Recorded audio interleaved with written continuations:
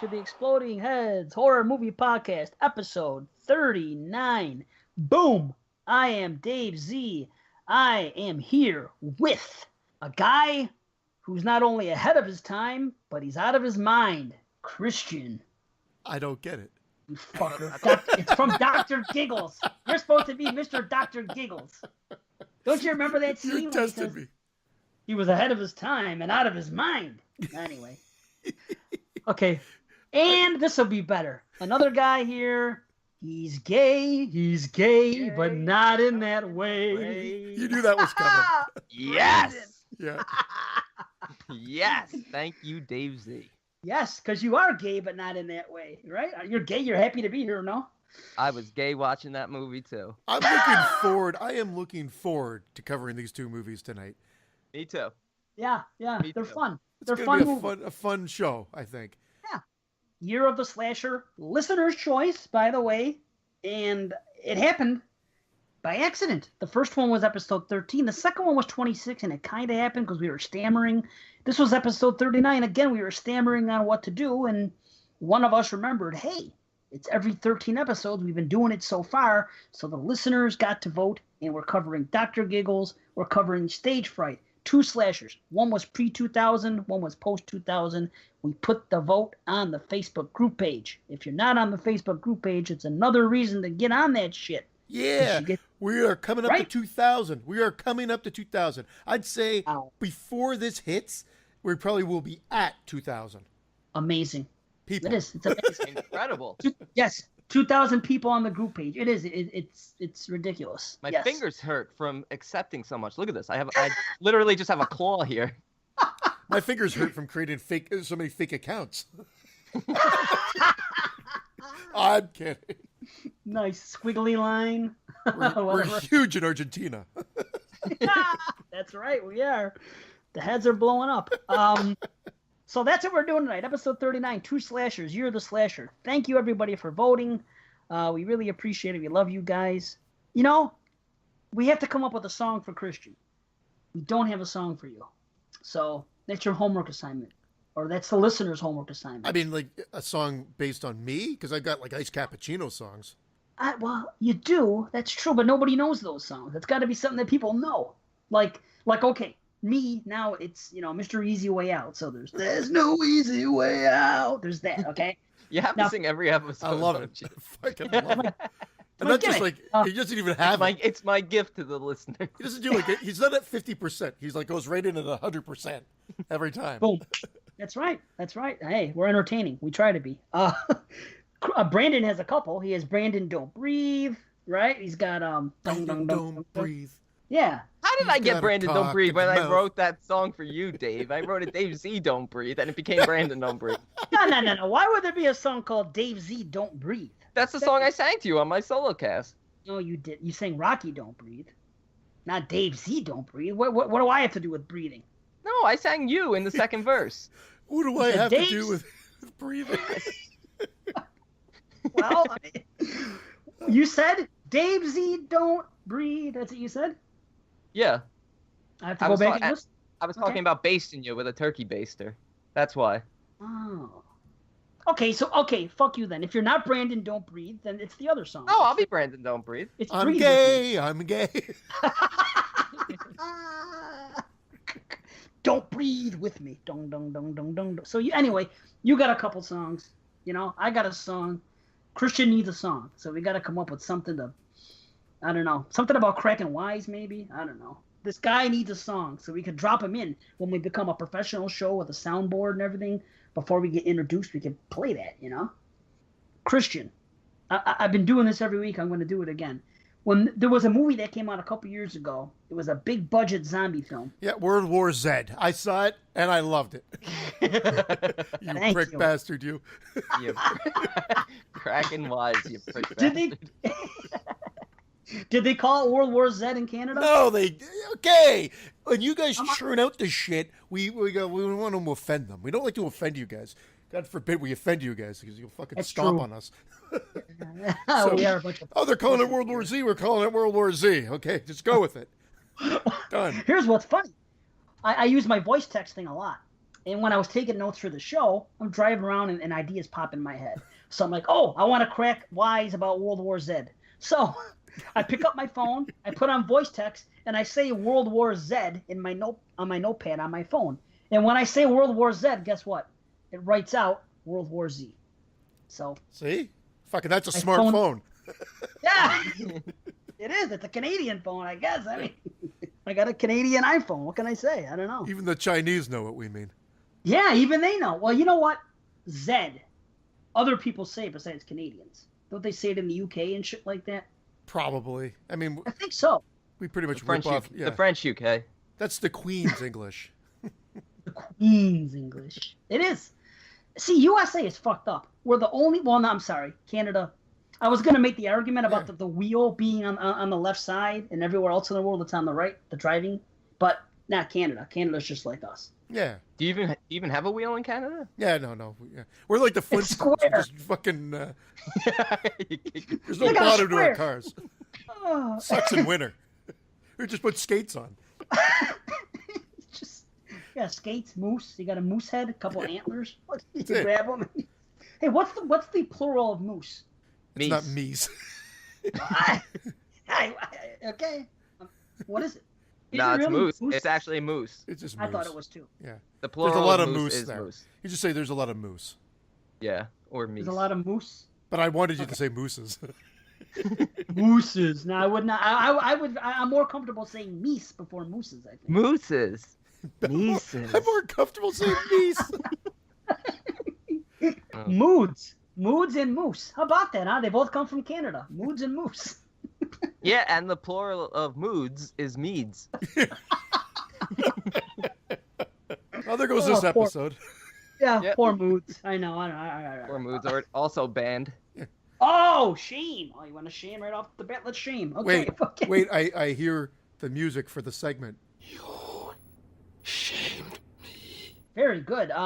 Shame. Jason Lloyd first and foremost, and then Moods. For the second time in 3 weeks? This is Moods' second time. That's why he got the win.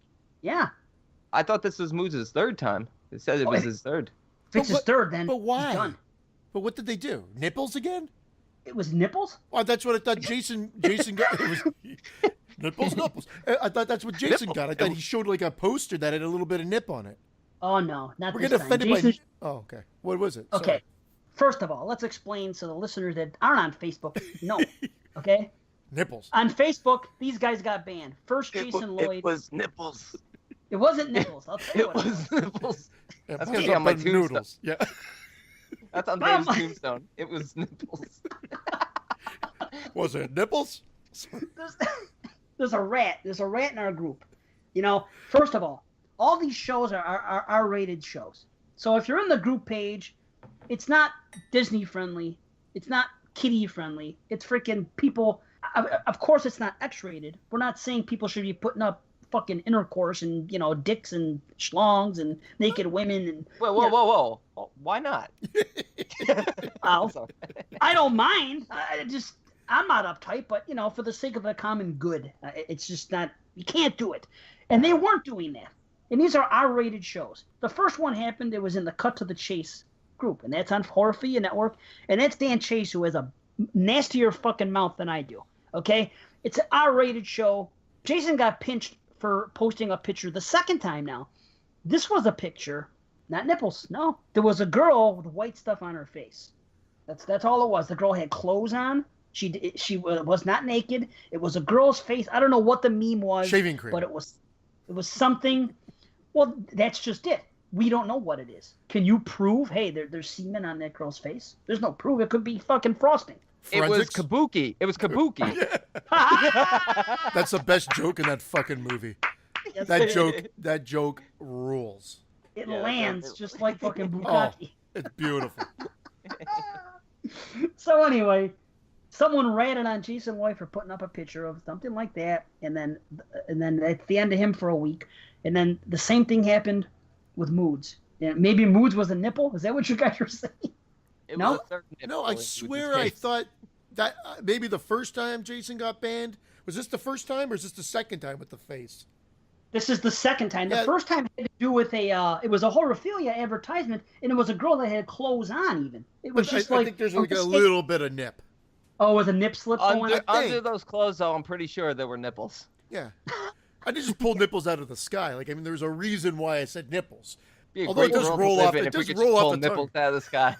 Yeah, I just had a visual of pulling nipples out of the sky. Maybe this is X-rated. Shit. So anyway, shame on the people who reported them because they weren't putting up pornographic. I mean, give me a break. These are R-rated shows. Do I have to explain it? Bottom line, shame on them. It's bullshit that freaking Jason and Moods have had their accounts fucked with and they're banned a week or whatever it is. It's ridiculous. And by the time the show is out, it'll be resolved. I mean, I hope. I don't know. But anyway, that's all the shame we have for the moment.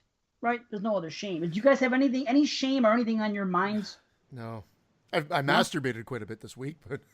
Oh, there's no shame in that. I masturbated right before we got on, before you guys got here. That's great. I'm finishing up right now.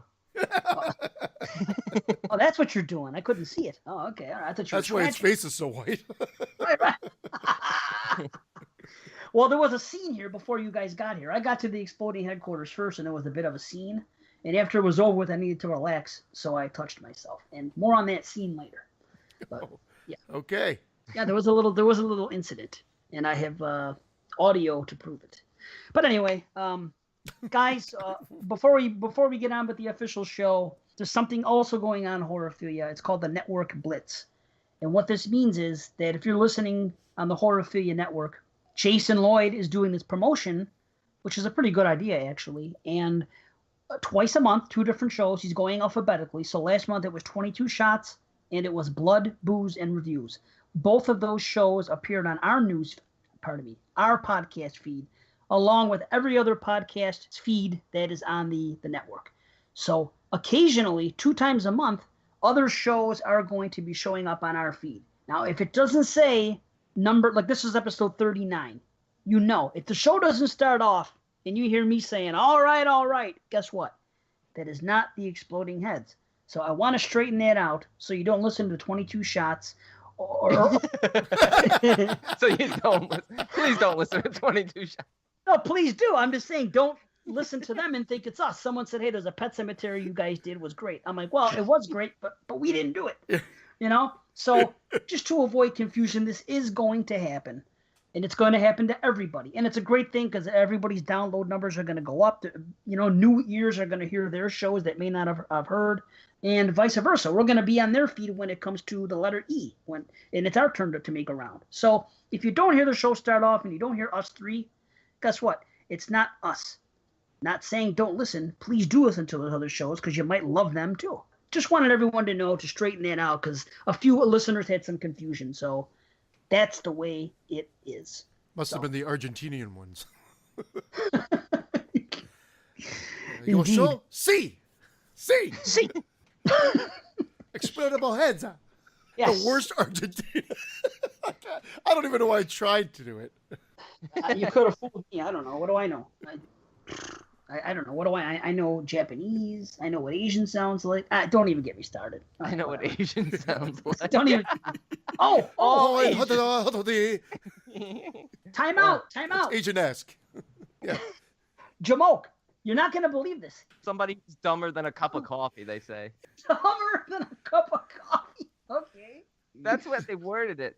The funny thing is, I used that word with my really good friend. We went out to dinner, and she's from Nigeria. Ah. And her mother's name is Jamoki. Oh, boy. And you called somebody a Jamoke? Yeah. We're close. They say. Hit each other. I didn't think it was anything racial. Listen, Nigeria wouldn't understand. Not understand. Someone from Nigeria would probably not know a racial slur from the United States, though. No, she's not Nigerian. Her Okay. heritage is Nigerian. Oh, okay, fine. All right. Yeah. That's fine. No, Okay. she didn't take offense to it, but I will stop using it. Well, this is the weird thing. That's what I was going to say. You're not going to believe it. About 2 days after we recorded, I was listening to another podcast, and it was 2 guys on the show, and they were talking about, I don't know who they were talking about. They go, a bunch of dumb fucking jamokes, he said. And of course, he didn't mean it that way. So I came to the conclusion, okay, Jamoke must not be a slur since they're using it so openly. You know what I mean? Yeah. So, I think it could be both. I think you were right, Dave. Okay, I'm not going to say it then. Yeah. Okay. I think it's like a 50-50. 60-40. Yeah, it's like, right. It's like heebie-jeebies. Same thing. People say heebie-jeebies not knowing that maybe some, Hebrews and Shebrews are getting offended by it. Shebrews. It sounds like an animal. A Shebrew.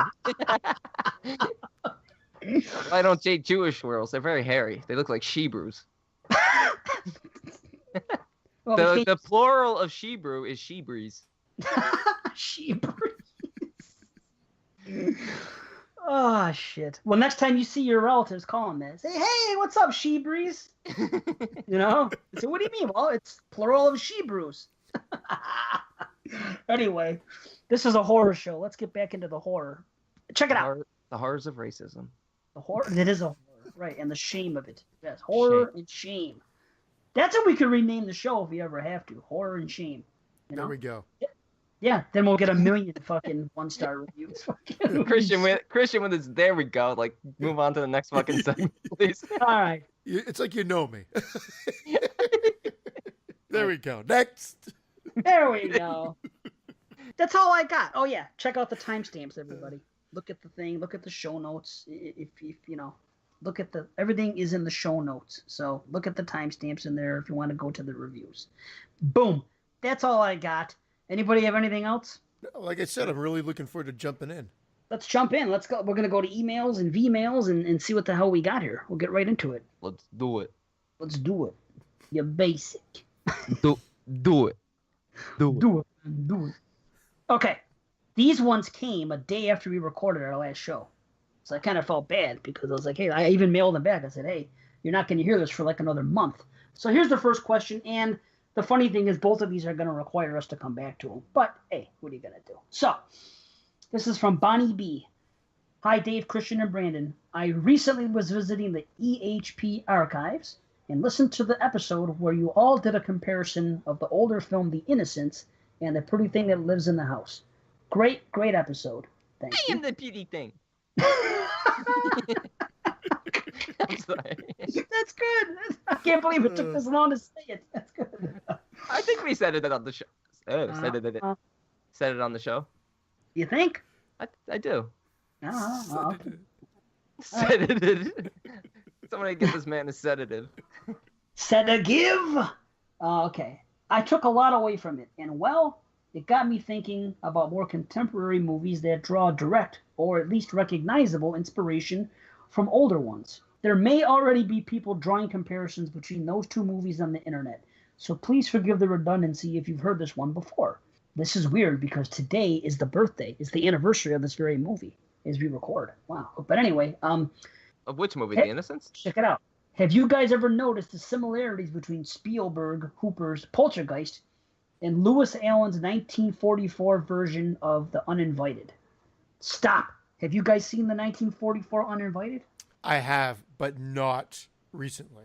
Another one of those ones that I saw when I was a kid, and I revisited it, but it's been probably 15 years. Okay, possibly so you're not longer. going to... I'd say 15. I always round it to 15. It might have even been longer.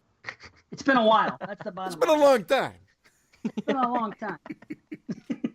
I actually don't think I've seen The Uninvited. Okay, and I have not. So, we can't answer her question this way, but we're going to continue on. This is what she says. Some of the ones I caught are listed below.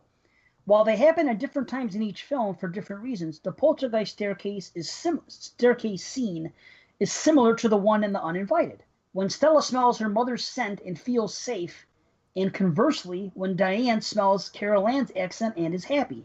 Lots of frank, playful characters in each movie. Pardon me.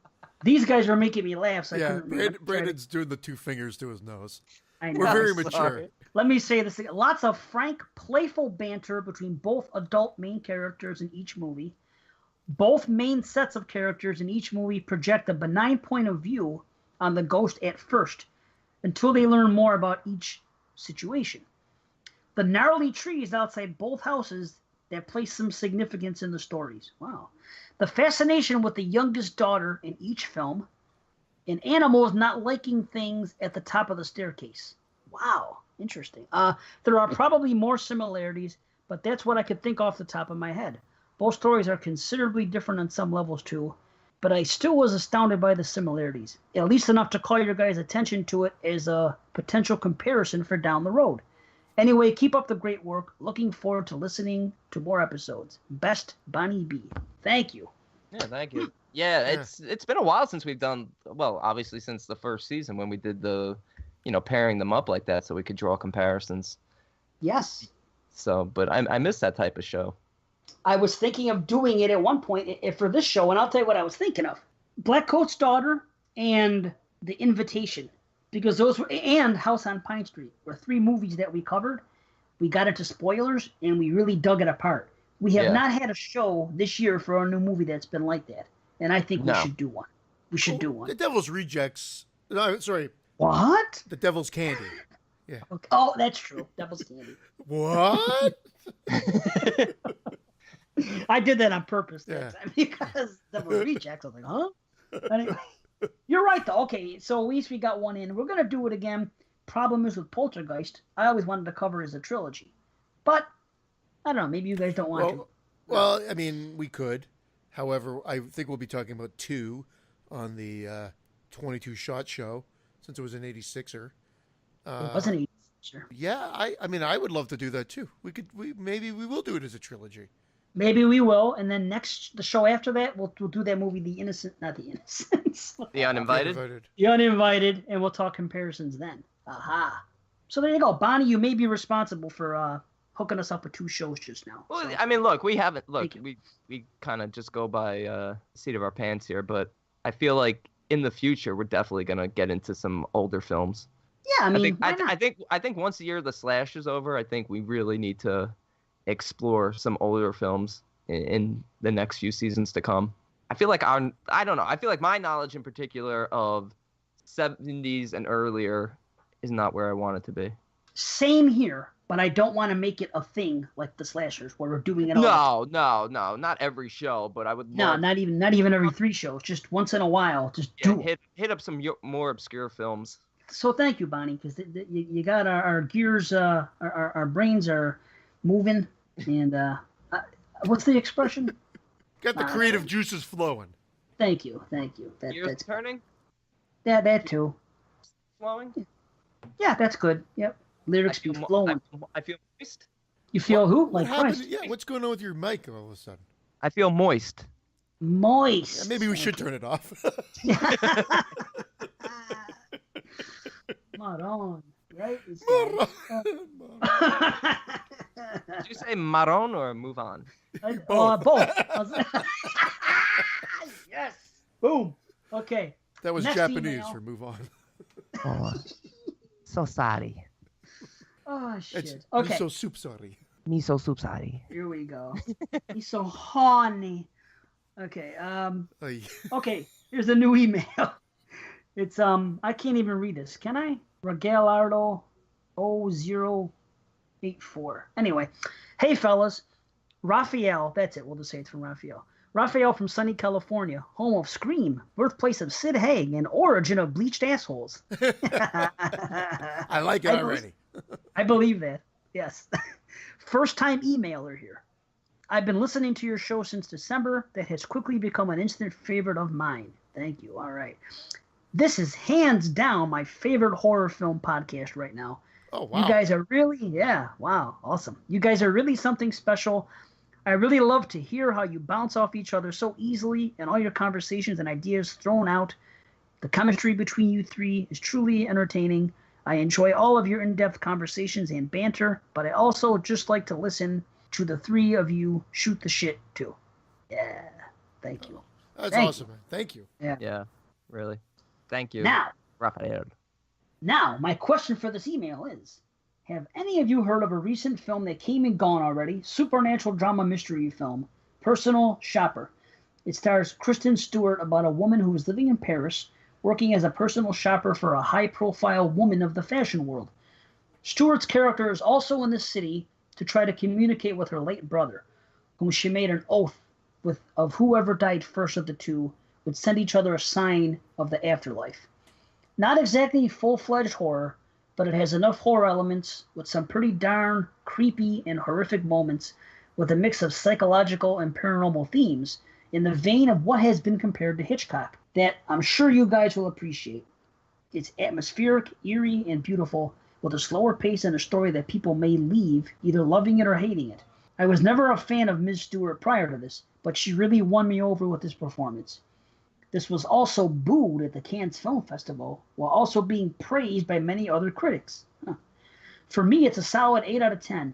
It may be coming out to Blu-ray and streaming services, so I give it a good recommendation. I also left a review on the show, thank you, respectively on April 13th, and congrats on the success of the show. You guys deserve it. I'll be hopefully sending more emails, messages for new shows with questions and conversation starters that I'd like to hear. Keep up the great work. I will be looking forward to future episodes. P.S. Sorry, not sorry for the long email. I didn't want to leave a voicemail because I don't want you guys to cringe at the sound of my voice. P.P.S. Brandon, I'm rooting for you, buddy. All right. In life. In life. Yeah. Jesus. You got a fan. I mean, I knew it wasn't going well, but I didn't think it was this bad. You're the fan favorite. All you did was... Yeah, he is a fan favorite, eh? This fucking guy, all he did was act a little bit depressed one show because of freaking numbers, and everybody's up his ass. It wasn't numbers, it was stress. What was it? Oh, yeah, you were stressing about the solo cast, but I thought you were stressing about the numbers about them, too. Oh, no. Okay. I don't care about numbers. Fuck the numbers. You're right. Fuck the numbers. Okay. Raphael, thank you very much. I saw Personal Shopper because of this. I knew about this movie before, and I almost watched it one time, and I opted for something else instead and did not watch it. But this time I watched it. So I got to tell you, I agree with you. I'm going to say a little bit about it. I'm going to act as if it's like a RRR review. I'm just going to, she had a twin brother that died. He had the same kind of heart defect that she had. Bottom line is it was a great movie. She goes there to see if there's a presence at the house. And at the same time, she's making purchases for this Kyra, who's like a supermodel. She's in Paris. Little things are happening. She claims to be a medium. She says that her brother had the same powers. So there's that stuff going on. She goes to the house, and at one point, she does see some things. So there are some horror ghost elements. There's some cool-looking spirits, actually. There's this one thing. She goes on this text thing for like 15, 20 minutes, and she's being texted by a stranger. And this is where I can see people complaining, but I loved it. You're actually seeing the text with her. She's traveling. She's going from place to place. You see she has an iPhone and she's texting, and she texts a little bit, then she stops, then she picks it up later when she gets off the train, and it's a stranger. She doesn't know what to think about it, but she's also kind of intrigued by these texts. And I'm not going to say anything because it's all spoiler, but this girl here, I think I asked you guys after I watched the movie. Mm-hmm. Kristen Stewart. She's been around for a long time.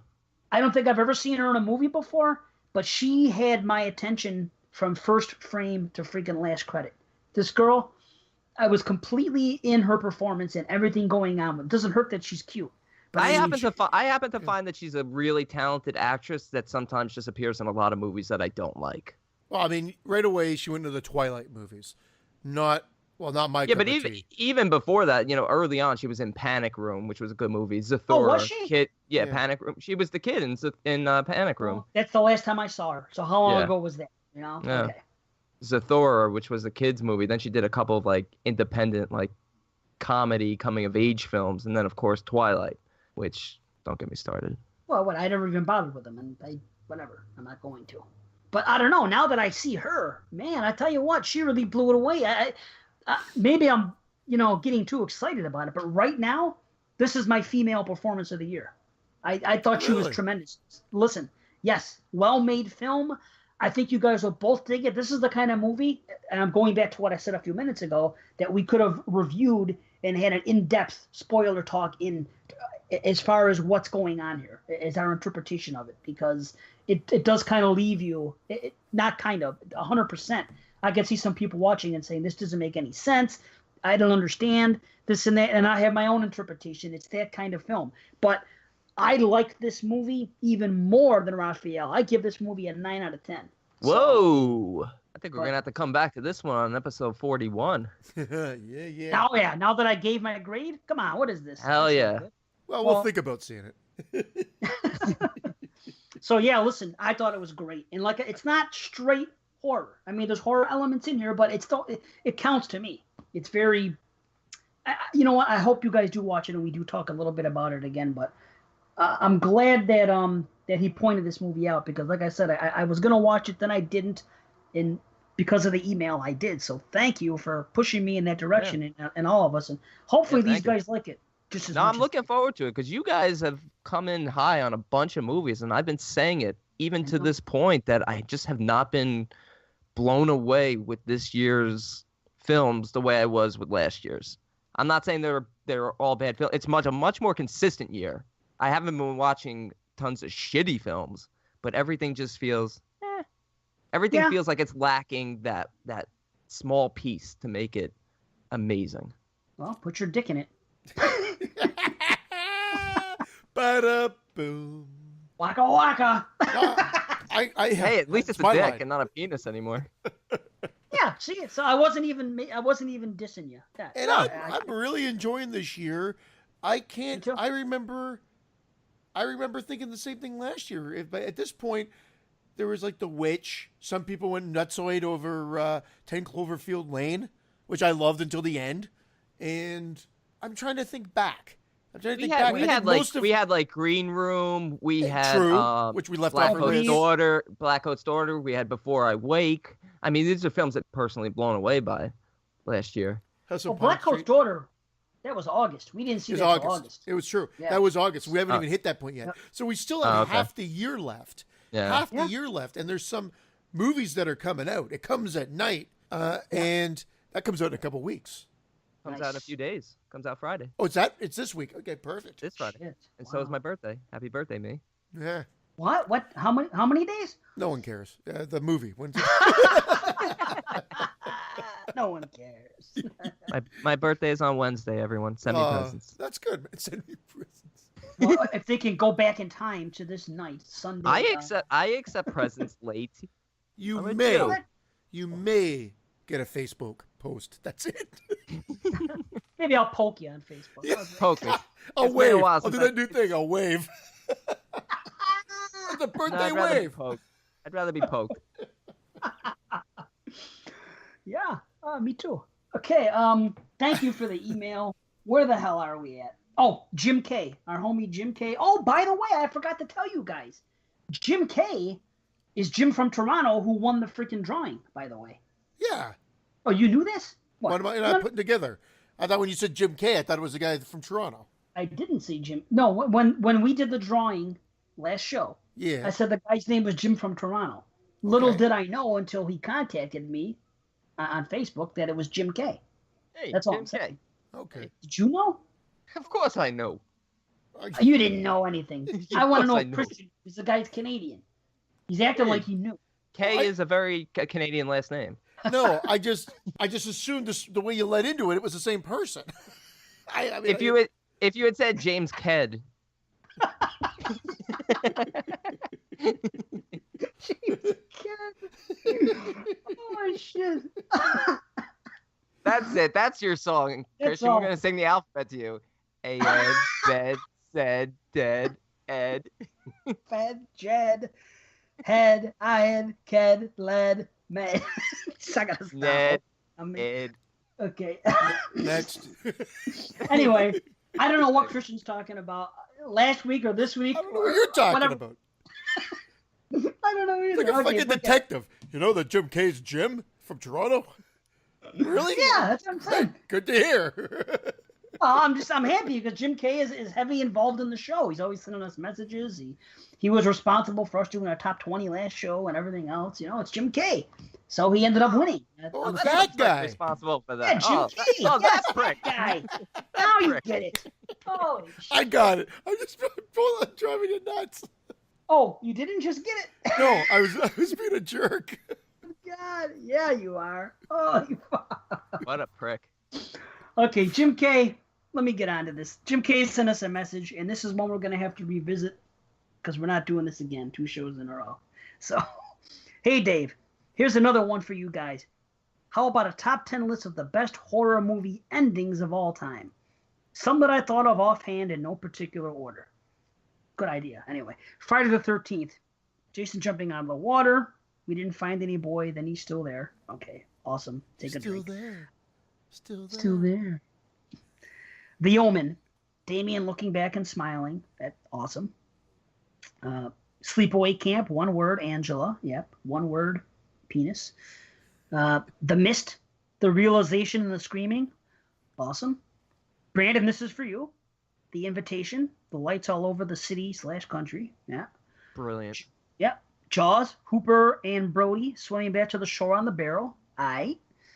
Kingdom of the Spiders. Pan out of the whole town/country in the web. Oh, wow. Texas Chainsaw Massacre. Original. Sally escaping. Leatherface dancing with a chainsaw. Yep.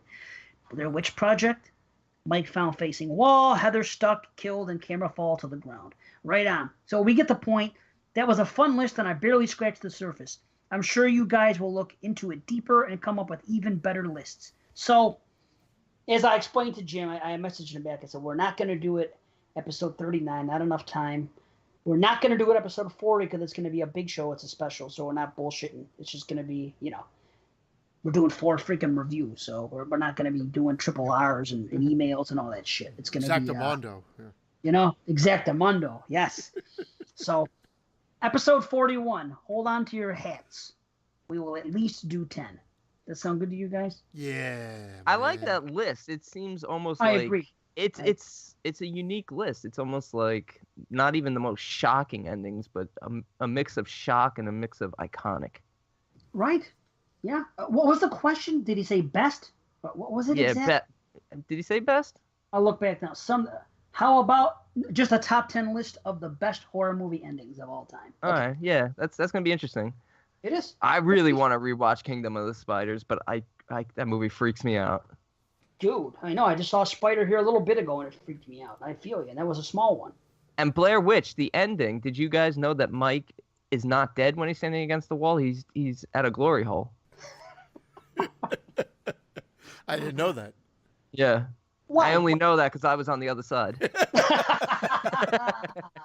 Oh, you're my kind of girl. All right. Did you guys think he was dead? Like, in all seriousness? Yeah, he was dead. I never thought dead. I just thought something fucked up for him to be standing there like that. I think it's even scarier that he's not dead. Yeah, I don't know. It's kind of explained in the remake, like why he would be facing that way, but I just assumed he was dead. That remake, I really pay no attention to when still thinking about the original. Not that I didn't hate the remake. I didn't hate it, but it's not a just remake. Stop calling it a remake. Whatever, sequel. Stop calling it a remake. Yeah. Don't call it a remake. It's an original story. It's a turd. It's not a turd. And it's great. It's an average turd. I'll tell you what I like about it. It's a Cronin turd. No, Cronin turd's definitely not average. No, that's a cut above. Yeah. There's turds and there's Cronin turds. Cronin turds, it's like a living shit. Yeah, it is. It comes out like a monster shit. It's steamy. That's cool. Let's do that. That will be our first movie. Monster shit. No, or Cronin turd. There it is. Monster shit. What about the Chihuahuas? We're at like Taco Bell at the beginning. We're like, oh god, we gotta get out of here. It's those damn Release enchiladas. Release the Wawas? Yes, thank you. And that's where the Chihuahuas can come from. It's a tie-in. Chihuahua, Taco Bell, and on top of flying and biting, they can also shit. I really like Release the Wawas. I think we have to make that at some point. People would love that. It would be a slogan. Release the Wawas. I could see idiots saying that on fucking Facebook for years. Putting it. Release the Wawas. Get the shirts out. Yeah. And I think a paranormal investigation movie set on Christmas, so that they find a lot of Christmas presents. Hey, speaking of shirt, pimp that shirt. Oh, that guy Chris did? Yeah, man. Yeah, that's a nice shirt. The new Exploding Head shirt. Yeah. The guy just did it. Way to put me on the spot. I don't way to yell at us, Christian. Sorry, am I really loud? You've been shamed, Dave. Yeah. I have been shamed. He pulled that idea out of the sky like it was nipples. No, I know. No, you know what his name is? It's Van Sangy. Yeah, I think that's Christopher. I think he's from Jersey. He's from Van Jersey. Sangy. Yeah. He's a Jersey boy. Jersey? Yeah, he did it for 22 Shots also. Did a cool one for 22 Shots as well. Yeah, you know what it says on that shirt? It says the best podcast in horrorphilia. Banned. What does it say? I'm sorry. Something about the #1 podcast on horrorphilia. He must be a few months behind. He's poking, yeah, or he's just poking us bears, you know. Nah, he's originally from the 22 Shots page. Oh wow, that's okay. Yeah, he's a good guy. Oh, he is cool. I know. So Jim K, that takes care of that. We are going to get on that. Thank you again. Yes. So Jim K keeps writing in. Now, Jim from Toronto won the prize from last week. And it's the same person. Yes. Oh, they're the same. Holy fuck. Okay. You got me again. I'm an idiot.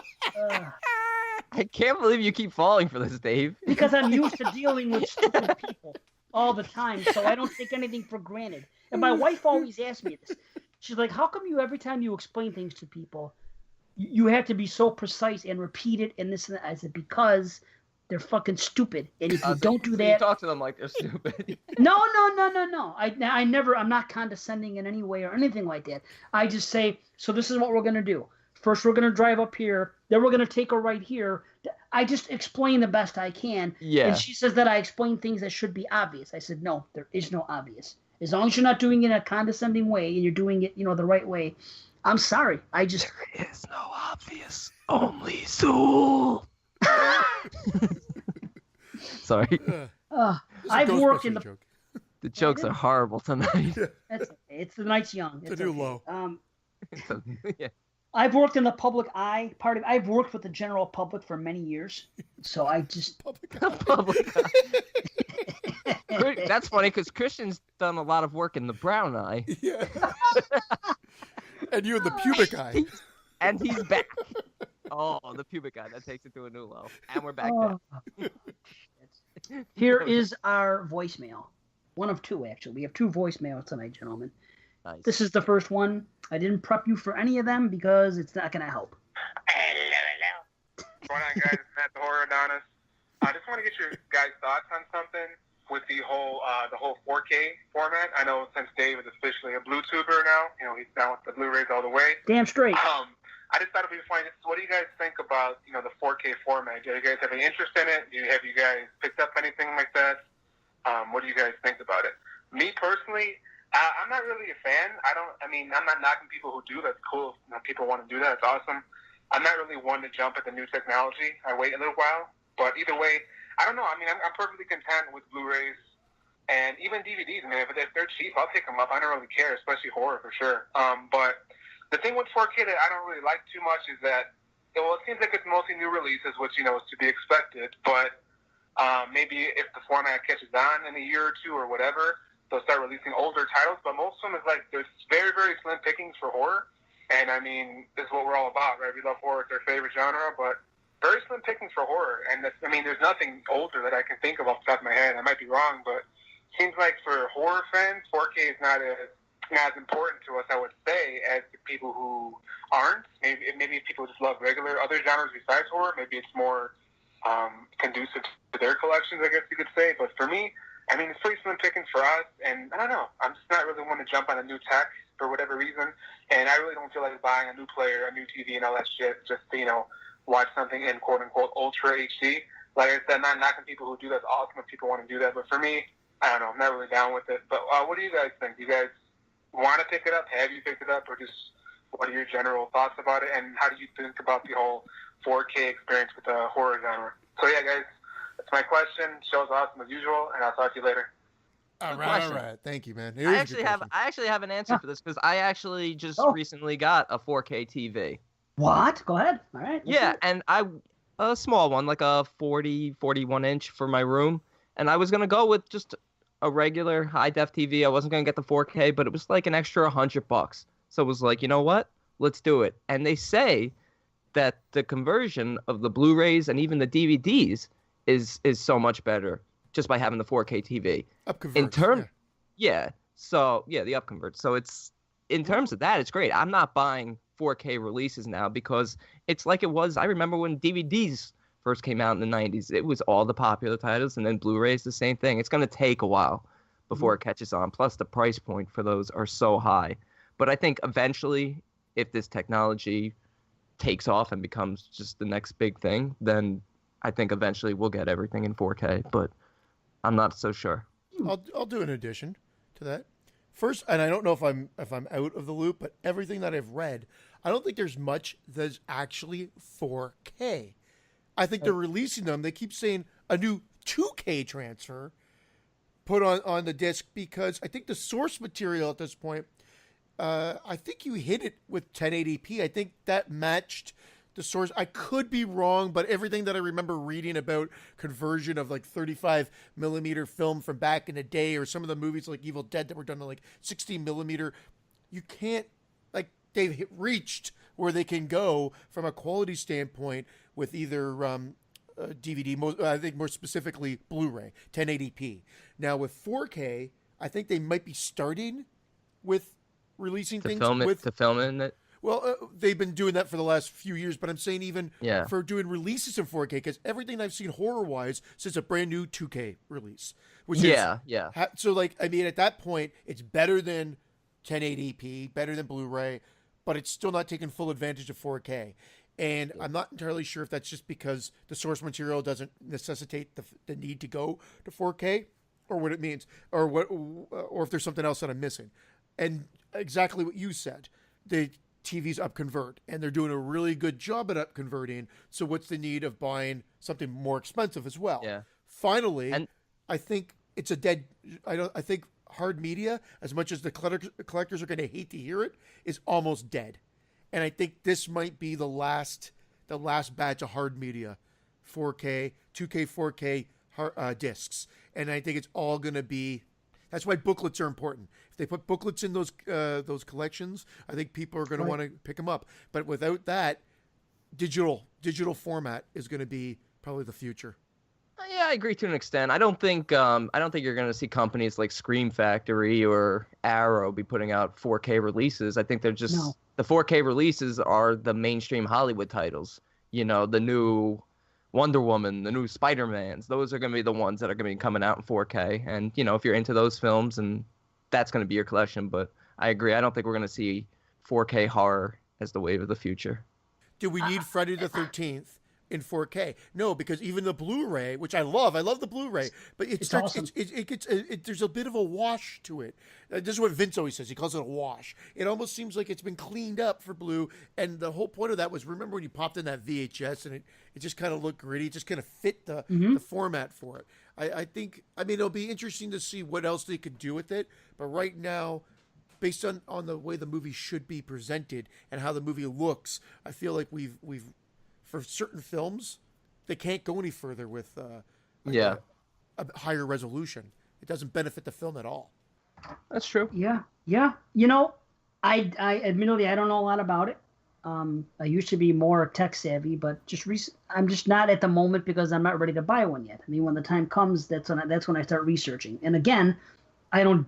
It's like he said, I don't jump on it right away. You want to wait and see what's going on. Jason Lloyd did something on Bloody Bits. I don't know, maybe about 4 or 5 episodes ago, where he discussed it. And now what I got from him was that you only see the difference if you have the 4K player, the 4K media itself, and the 4K TV. It has to have all three to get something. And is it a difference? He said yes. Is it worth the investment? And how many titles are there going to be? We don't know. Now, hearing about the upconverting, see, I didn't think of that. Because you guys said that, I think I'm more. I think I will buy one now because of the upconversion. Because I noticed I have a PlayStation as my Blu-ray player. Yeah. I had a different television. It was when they first came out. It was the 1080i. You know, it was a Mitsubishi. They were that's all they were making was that particular television. And I had that TV, and it was fine. Then I had a Panasonic, and I noticed that when I put Blu-ray in it, that it looked even better. Same kind of TV. It was 1080p, so I expected it to be better. Then, my ex-wife took that after the divorce. I gave her that TV, and I bought myself a new one. I bought a Vizio because I had a friend of mine who watches the same shit I do, loves it, and he swears by these Vizios. He says for the price and the picture, it's the best you can get. Sure enough, I bought the Vizio. Price was right. It was great. Came in, put the Blu-ray in, put a DVD in, and it up converted the DVD to, it looked beautiful. I've never seen it look that good before. So I'm a big believer in this up conversion. Not believer, but you know what I mean? I've seen it happen with the Blu-ray, and with this TV, and I'm like, holy shit, that's really cool how it does that these DVDs look almost as good as Blu-rays looked on my old television, So if that can up convert, and you're trying to tell me that there's more of this that could happen with the 4K TV, I got to say, I think I will buy one. But just for that reason, just for the up conversion. I'm not going to go crazy buying 4K Blues because it's like Christian said, how many are there? They're like $30-$40 right now. If you go into like a Best Buy, they're super expensive. And there's not a lot. The new technology always starts there. And yeah. Before you know it drops out. Hey, bring them out. Because you know what that means? Blu-rays are going to come down even further in price. Oh, exactly what happened with DVDs did. Again, if anybody could tell me that there's a 4K transfer of a horror movie out right now, I'm interested in hearing it because I think most of them are 2Ks. What is this one? This Texas Chainsaw one. I got this big one. I thought it was 4K. I remember when I bought it, that was like one of the selling points, that it was a big... read the back. It tells you the specs. It will say, does it say beautiful 4K transfer or does it say beautiful 2K transfer? Yeah. See, I don't know. The trained eye would notice it. 4K. There it is. It says, Dark Sky Films proudly presents the Texas Chainsaw Massacre in an all-new 4K digital transfer with a newly created 7.1 surround sound. So you could see Leatherface's nipples. Beautiful. Falling from the sky. He's got perfect nipple placement. See, there'll be that one. It'll be Jaws. It will be Poltergeist. It'll be The Exorcist. That's what you're going to get out of the gate. You're not going to get Chopping Mall. Or the gate. Out of the gate. Or the gate. Out of the gate. Or beyond the gate. Right. Any more gate movies? The Gate 2. So the thing is, how many are there going to be? That's just it. And yeah, I am a Blue tuber. I'm not ashamed to say I have no desire to buy DVDs anymore. I love buying DVDs still. I buy Blu-rays too. I want Blu-ray first, but honestly, I have no problem buying DVDs.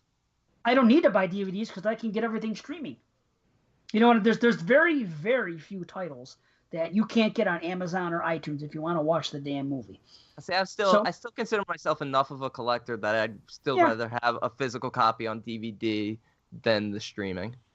I'm not crazy. I'm not buying everything, but when I get into my house and I have my display, because I am a collector too. I used to be a major collector of DVDs, but now because I'm so into Blue and I can't justify spending money on DVD anymore, that I'm gonna display all my Blues together. So I don't think it would look right having some Blues and some DVDs, and I don't know. That's how I do it. I mix it like that, and I love the look of it. Oh, really? A very rustic look.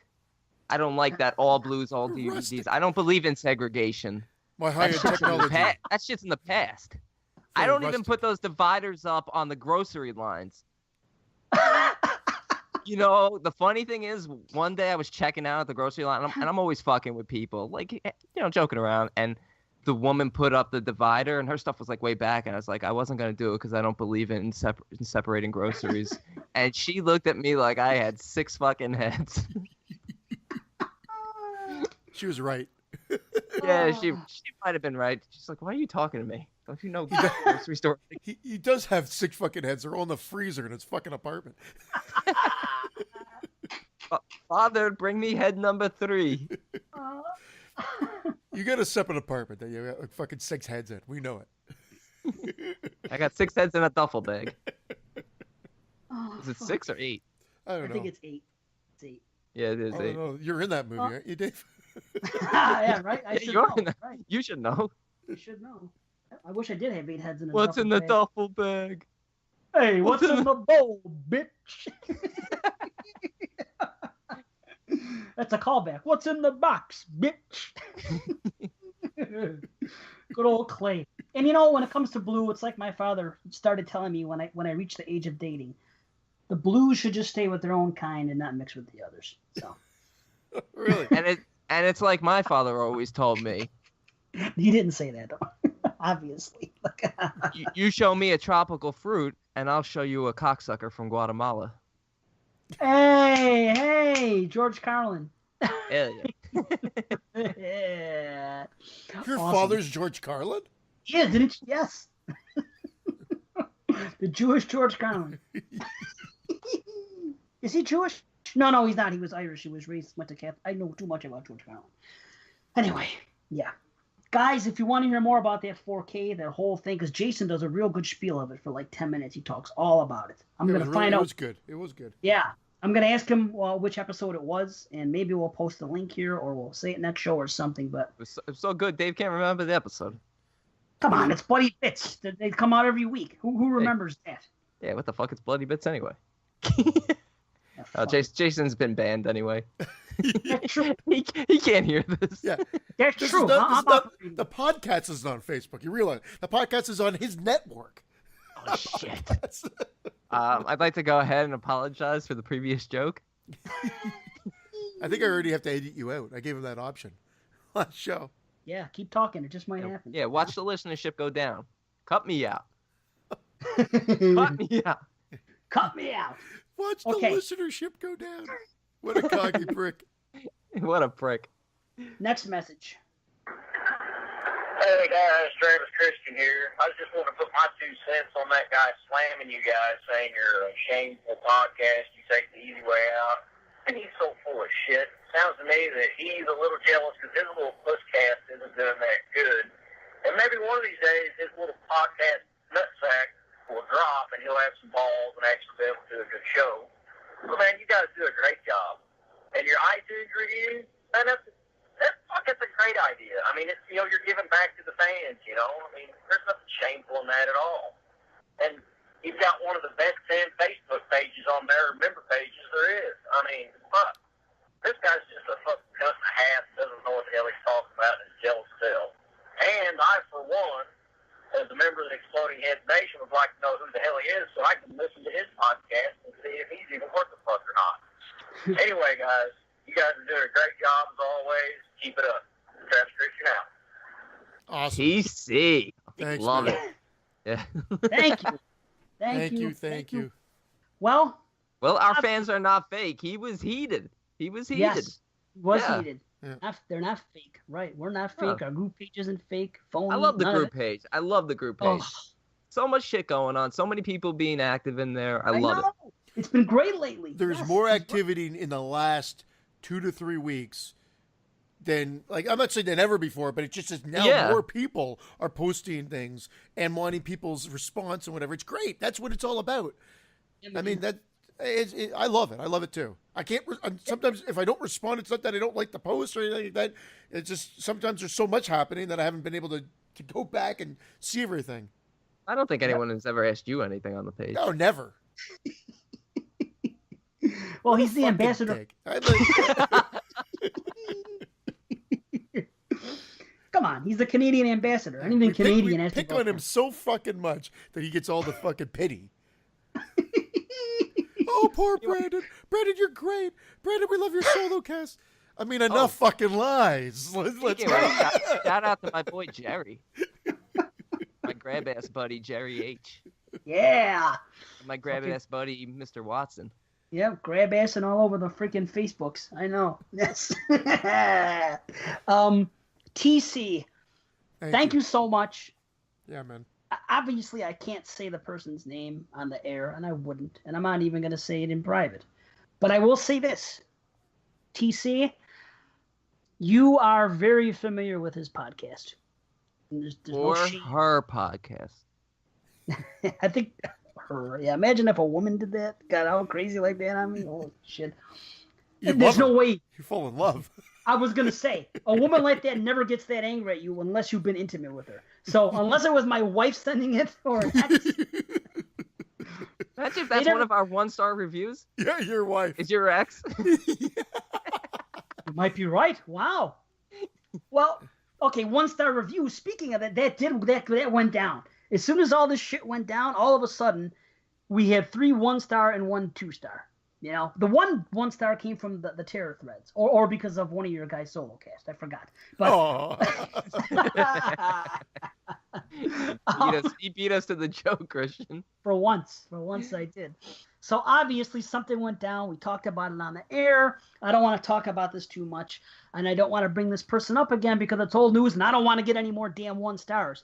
But oh boy, there's so many parts to this. Our show dropped to a 4.5 out of 5-star show.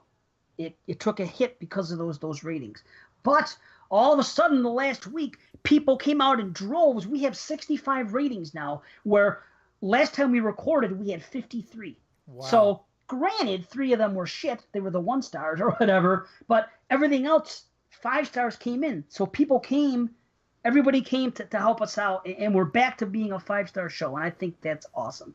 I'm going to read these two things, or 3. Okay. Because we got a bunch of iTunes reviews, and they make mention of that. And then I don't have to talk about it anymore. We're going to read the other ones maybe next show or the show after, because there's like 5 or 6 of them. They're really good.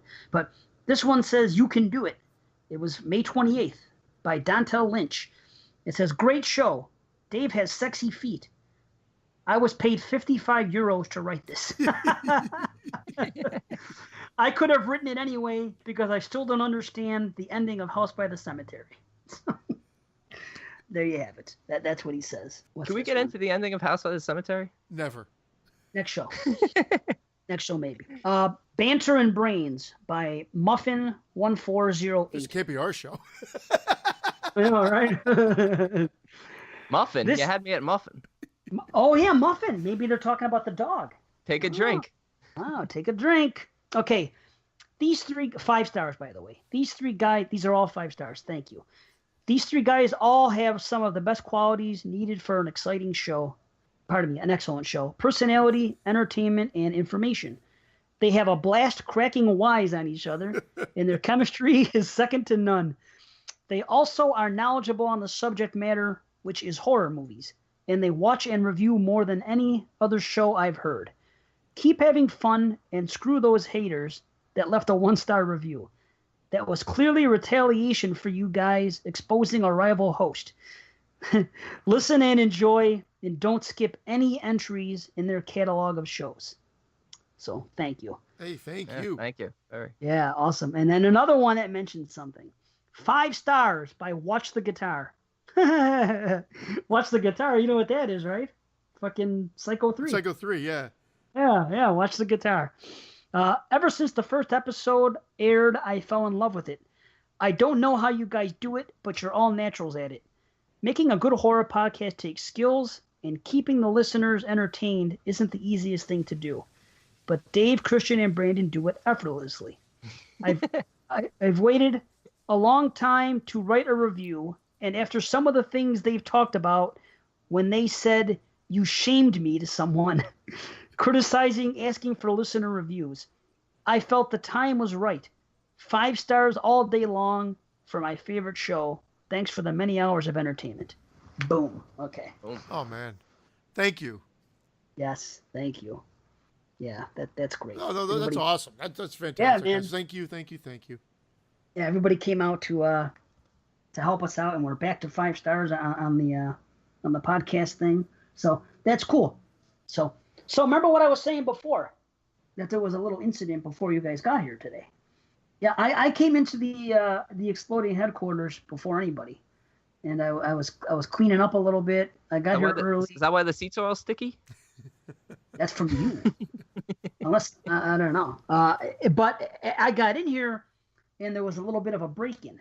Luckily, I was cleaning the mics and everything else. I was testing. I was trying to make sure that we can get right in and get the show on. I don't want to be here too late tonight.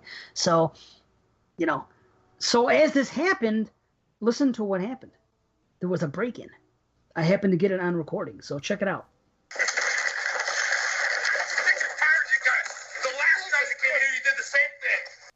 Okay, that was the beginning of it.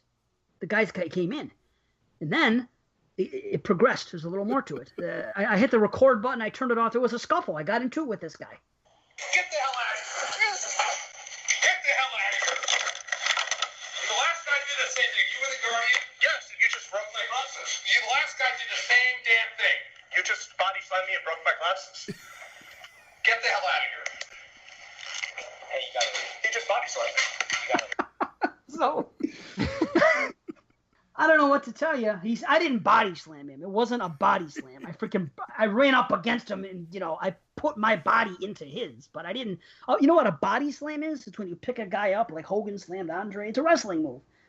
It was like Hogan's. It was not a body slam, but apparently I broke his glasses. They weren't even regular glasses. They were sunglasses that he was wearing inside. So, but they were prescription. Oh, maybe they were. I don't know. But this is the kind of person that I think he does wear sunglasses at night sometimes, and I don't know. But is it Corey Hart? I can't say his name. Well, this is the only part I thought was funny. Was right here. The way he says the glasses. You just broke my glasses. I isolated that part. Listen to that. You just broke my glasses. All joking aside, is that Andy Kaufman? No, this is a real incident that happened like 2 weeks ago. That's a reporter. That's a reporter who what was it, a congressman body slammed him? Yeah, it was the guy running for office. Yeah, the guy running for office body slammed the reporter. Oh, I don't know what the fuck goes down in there. Oh, we're and the we're guy fucked, won. Christian. We're fucked. Christian, this is the best part. That happened, and it exposed this politician. And a couple of days later, he won the election that he was in. So, it didn't even hurt him. I know, right? Body slam his competition. He's willing to fight for the little man and against the little man. I heard this thing on a podcast, and I basically hacked it. I heard this on the Taz show. Hashtag we over. If you're not listening to the Taz show and you're a wrestling fan, you should be. But yeah, I heard it on the Taz show, and I got a kick out of it. And that whole thing with the glasses, I think, is great. You just broke my glasses. I've been saying it for fucking 2 weeks. I love it. You just body slammed me and broke my glasses. Who would say that? I don't know. Anyway, I wanted to end that on a lighthearted note. A lighthearted note after all that nonsense with that fucking jabroni, and that's all in the past now. We don't got to talk about him anymore. But of course, if the listeners want to talk about him, that's their business. So, but anyway, let's get into the thick of things. We got reviews coming up. We got to get into the stage fright now. Yeah, man. Let's do it. Let's take a quick break. Come back. Stage fright. Boom. There we go. See you guys on the other side. Stage Fright 2014, written and directed by Jerome Sable. A snobby musical theater camp is terrorized by a bloodthirsty killer who hates musical theater. Let me ask you guys, have you seen this before? Yeah. Yes. In fact, I brought it up at our show one time before, and I was so looking forward to this movie, and I remember being disappointed when I saw it the first time. And goddamn was I happy for this rewatch.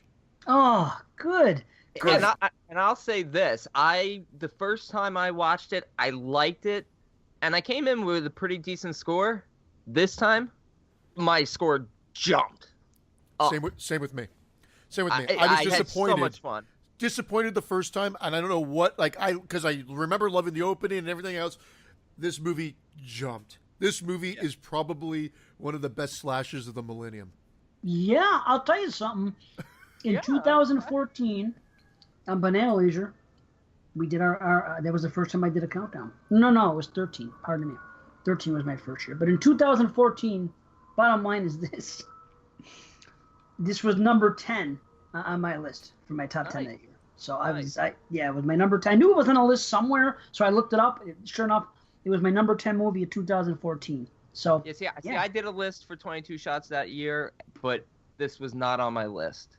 It just, it's one of those that just fell, probably would have been in the next 10 to 15. But this time around, so much fun.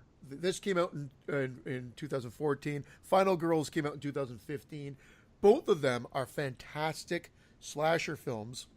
This one actually suffers from some of the same things that I was maybe not complaining about, but nitpicking on the Final Girls. A little bit there's no TNA. There's a little bit of it's a 14A. I guess was this PG-13 in the States for you guys, or was this R? R. Okay, so it's Yeah, it's 14A in Canada. 14A in Canada. Oh. So like almost like PG-13.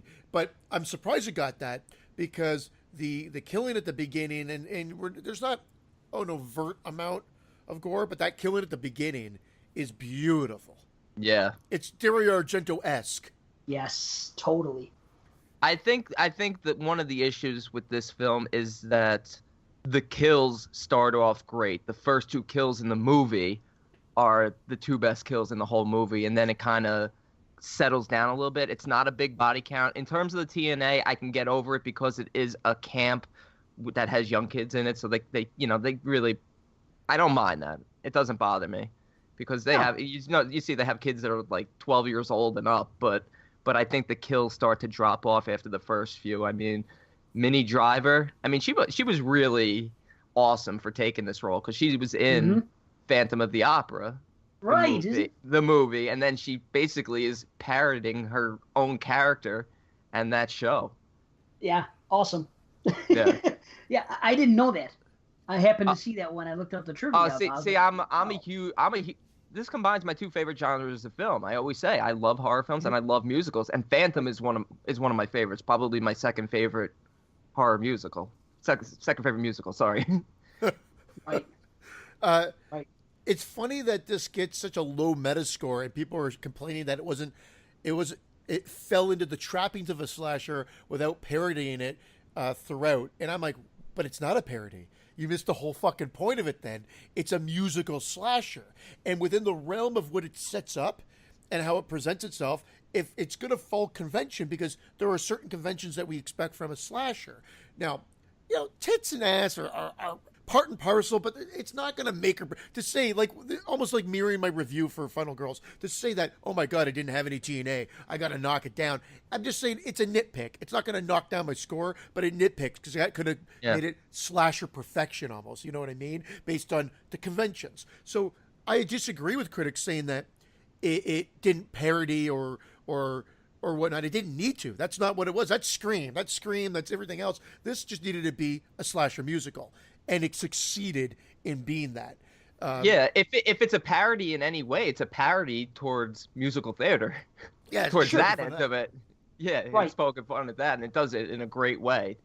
So I don't know what send up they were expecting, because I think they give you that in the opening, and I think it follows through. And it's I complain about this in some other ones about the second act. The second act drags in a lot of slasher films. I found this movie managed to avoid that quite easily, and it does not drag in the second act at all. No, it picks up, and it has, to me, what's probably the best kill in the whole film in the second act. With the light. What's his name? What's the jerk? Yeah, Artie, the director of the play. Yeah, freaking Artie. That was a great kill. It was a double. First it was the foot, and then he said break a leg, and then the light bulb thing. That was awesome. And didn't Artie remind you of the kids from freaking Friday the 13th 5? The freaking rat-a-tat-a-tat-a-tat-a-tooey. Yeah. You look up like again, you asshole. Right. Couple things. Mask, the Bukkake mask. that joke. We mentioned it earlier in the show, but if in case you time jumped just to the review, that Bukkake joke is fucking gold. It's a phenomenal joke, and it gets. I was on the plane watching this, and I fucking lost. I laughed out loud, so people turned to look. What the hell's this fucking asshole laughing at? Oh, it's great. Beautiful. The mask. The mask is good. The mask is they kind of set it up. So, where the Final Girls, I'm like, oh, the mask sucked. Here, like, the mask works based on how they're setting up the movie completely. What did you think of Metal Killer as a whole? What did you guys think? As a whole, I love the Opera Ghost, but I really wish they had done more musical numbers from his perspective. Even though I know he hates musical theater, I wish they had done more metal musical numbers, like maybe even incorporating the names of the people he killed. And if people are confused, we didn't kind of set this up, but the story takes place where Minnie Driver's character, she's a big Broadway star. They're about to premiere Haunting of the Opera. She gets killed on like opening night. Her 2 kids get taken in by the director of the play, and it's 10 years later, and the kids are now cooks at the camp, and he's struggling to keep the camp alive, and he wants to get back to Broadway, and they're gonna do a revival of Haunting of the Opera at the camp for the summer. That's the setup. So don't think it was in the spoiler factor. That's the first 5 minutes of the movie. Yeah. And I thought girl, she's smoking hot. Holy shit. Yeah, she is hot. The other girl's hot too, though. The redheaded with the lips. Yeah. No, even the other Minnie one. Driver. Minnie Driver. I love Minnie Driver. Wow, I think she probably asked, "Can I show off my body?" Because that wasn't even necessary. Because she just didn't her bra, but her abdomen. Boy, she was like, I don't know, 43 years old. She looks like she's like 23. Her body was like, ooh, man. She doesn't get any older looking when you think back, to like Good Will Hunting. She gets better with age. I'll say one thing, because we didn't bring it up yet, and we're almost 10 minutes into this review, but fucking Meatloaf is in this movie. Meatloaf! Yeah, Meatloaf plays the camp manager. Perfect. So the director. He's great, eh? Perfect. I love because Meatloaf. He'll do horror. He's done horror before. He can sing, obviously, and perfectly casted. I mean, he's great. Now, tell me, in the opening fucking scene, he does not have a fucking fake mustache that rivals the fucking Sleepaway Camp fake mustache. Because it's real later. But that opening scene, they either dyed it or it's fucking it's a glue on. Because it looks fucking ridiculous. To me, it looked a little fishy. I felt like maybe it was dyed. I just spilled coffee on me. I didn't mean fishy like the shape of it. The shape of it. It was just the way you said. I wasn't even thinking shape. It was just the way you look. I thought it was a little fishy. It was just that alone. Like they just put a Swedish fish on his upper lip.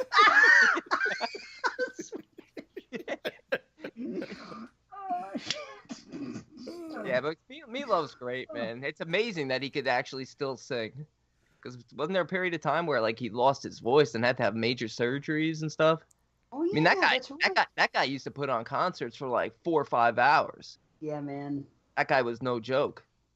He was great, and I think the opera Ghost. I see what you're saying, that he was a great part. It might have been better to see more, but the showdown at the end with the him showdown and at the end Nico, is fantastic.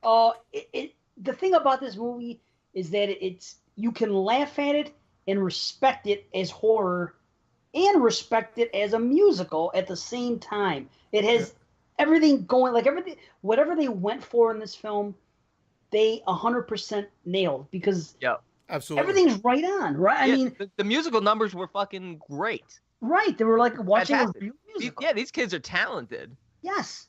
These kids are talented. Well, that's where I wanted to go with it. Oh, sorry, Dave. You finish your thought, because I think I cut you off there. I just wanted to know. I know that there's been Cannibal the musical, there's been Repo the Genetic Opera. I have not watched them. Is this like them, or is this like? I thought Repo was a mess. I agree with Brandon. Cannibal the musical is fucking hilarious. It's got its moments. I mean, it's Trey Parker, Matt Stone, or no, I don't know if it's both of them. I think it's Trey Parker. I think I haven't seen it, but I think you're right. And it's fun. It's fun. But this handles it better. I think it just handles it better. I mean, this really is Glee the slasher movie. Yeah. I'm not. I was never a Glee fan, but I love what they did here. From everything, from the setup. I mean, it did everything. It did the setup with the 10 year later. I mean, you got traditional slasher film conventions here. And red herrings. Tons of red herrings. That was one of my favorite things about this movie, is that it had so many red herrings. There is no way you could tell who the killer was in the first 15 minutes of this movie. The groundskeeper, it was right out of. I mean, that is good. So many. That's good shit. Like, I mean, that's just fantastic shit. I will say, and I was asking you guys the question about the metal killer, because I did feel that his perspective when he would killing, I took away from the movie. It actually took away from the movie for me. So that is where I find a little bit, not fault is probably a strong word, but I take a little bit away from it, because I thought it was, because maybe he hated it. I think they should have avoided him having anything to do with that. And I think they should have kept the singing with everybody else, and they should have just kept him straight, as in the killer. Well, I think they were trying to. Well, they obviously did that for comedic effect. So Yeah. I figure go the extra mile. You're saying pull it back, and I'm saying go the extra mile and actually have him do a heavy metal musical number. So it's funny how that would have maybe elevated it even more for you. Yeah, but they kind of went right. They went right in the middle, but no, it didn't elevate it because I wanted it to go more where you wanted it pulled back. So right where it was a little bit like, okay. Yeah. And I thought it was perfect. Yeah. So I Goldilocks. agree with what they did.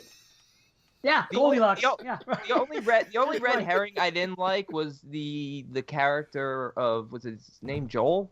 The one that wanted to hook up with her? The one who immediately takes a liking, does her the favor, and then he kind of just like, he kind of like Richie and Madman. He just disappears for the whole movie. He's wandering around. Red herring though, they're trying to do the red herring on him too.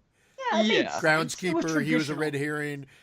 Meatloaf, everybody's a red herring in this because you don't know, like what the fuck is really going on. And I think even the redheaded girl, what's her name, Liz Silver. She's a red herring because she's so competitive. She says her mom will kill her. She doesn't get the lead. She's actually a red-headed herring. Red-headed herring? She's a red-headed herring. And how about all the references to the Swedish Fish? The classic horror films. All the homages paid. Oh, yeah. The Hellraiser shit, the freaking Leatherface with the kid doing his thing. Yeah, Carrie. Yeah. Yes. And obviously Friday with it being set at the camp. And the opening credits rivaled, what do you call it? Assault on Precinct 13. Yeah, they used the same font and same shade of red. Yeah. They're big John Carpenter fans and big horror fans, and it shows. Yes, it does. It has all the regular tropes that you would expect from an old school slasher. Like if you like old school slashers, you should appreciate this. Some people, I understand, they don't like the music thing, but if you like metal, that's something else about this movie, is that you can appreciate him singing the metal stuff because it's funny and it's cool at the same time. It's things you're familiar with if you're a fan of that stuff. So if you like old school slashers and old school metal, I mean, right out of the 80s, this takes all that stuff and puts it in there perfectly and throws in musical. And I understand why some people would not like it. I'm not going to shit on someone that said, not my cup of tea, because I understand that. But my biggest nitpick is it needed more kills. It needed a bigger body count. We had 8.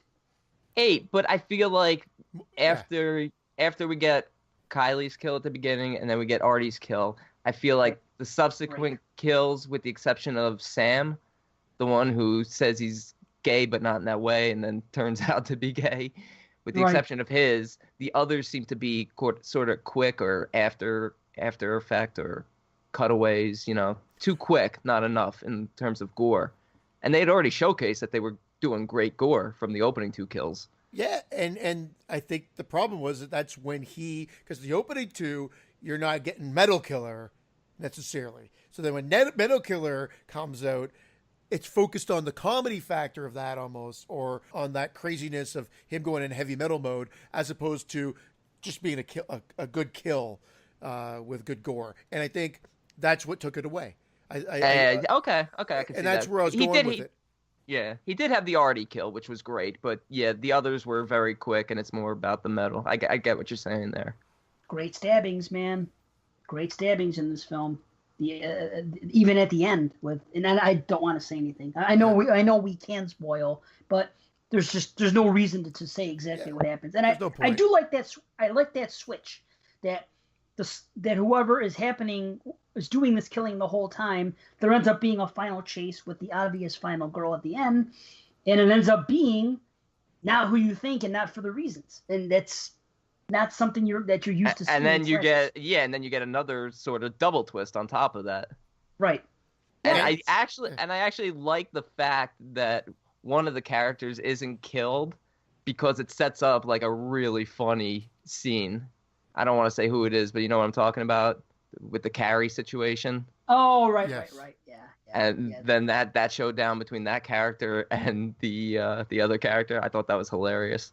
Yeah, and you had a good subplots going on. You had the whole. I mean, there's a reason the show had to go on. It's almost like Sleepaway Camp, where the guy didn't want to get bad publicity. Meatloaf's character, and him getting that guy, that guy from Broadway, because he's trying to get his fame back that he once had. Yeah, he's Victor Brady guy. Victor Brady, yeah. He covers it up. He pulls the phone out of the wall and he dumps Artie's body. How cool is that he takes the fucking phone out of the wall? Where you used to seeing Jason rip it off the side of you know what I mean?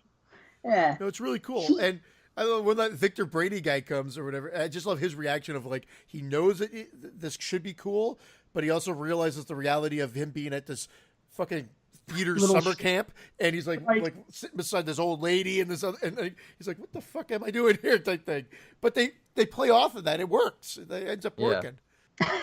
It really did work, and I'm glad you guys liked it because I wasn't sure. You never know coming into this. I loved it. I really did. I had so much fun watching it. Same here. I mean, I don't think we're hiding it here in our description. If this came out in like '83, I think it would be on more people's top fucking 10 or 20 list. I really do believe that. I think that it's just that it didn't come out in that nostalgia time frame. I mean, when we were hearing Mad Men. And I mentioned this. I know you guys both rewatched it recently and both said you liked it. But when I hear it's on not everybody's, but a lot of people's top 25 list, I just don't see it. I'm saying that this could actually fit on a list and merit it. And let's not forget, this was Canadian. Oh, well, pardon me. Was it now? It just looks great. I mean. It does. It does, yeah. I love the makeup effects. I love the mask, the killer's mask. I like the original killer's masks, and I like the feudal Japan opera ghost mask. Yes.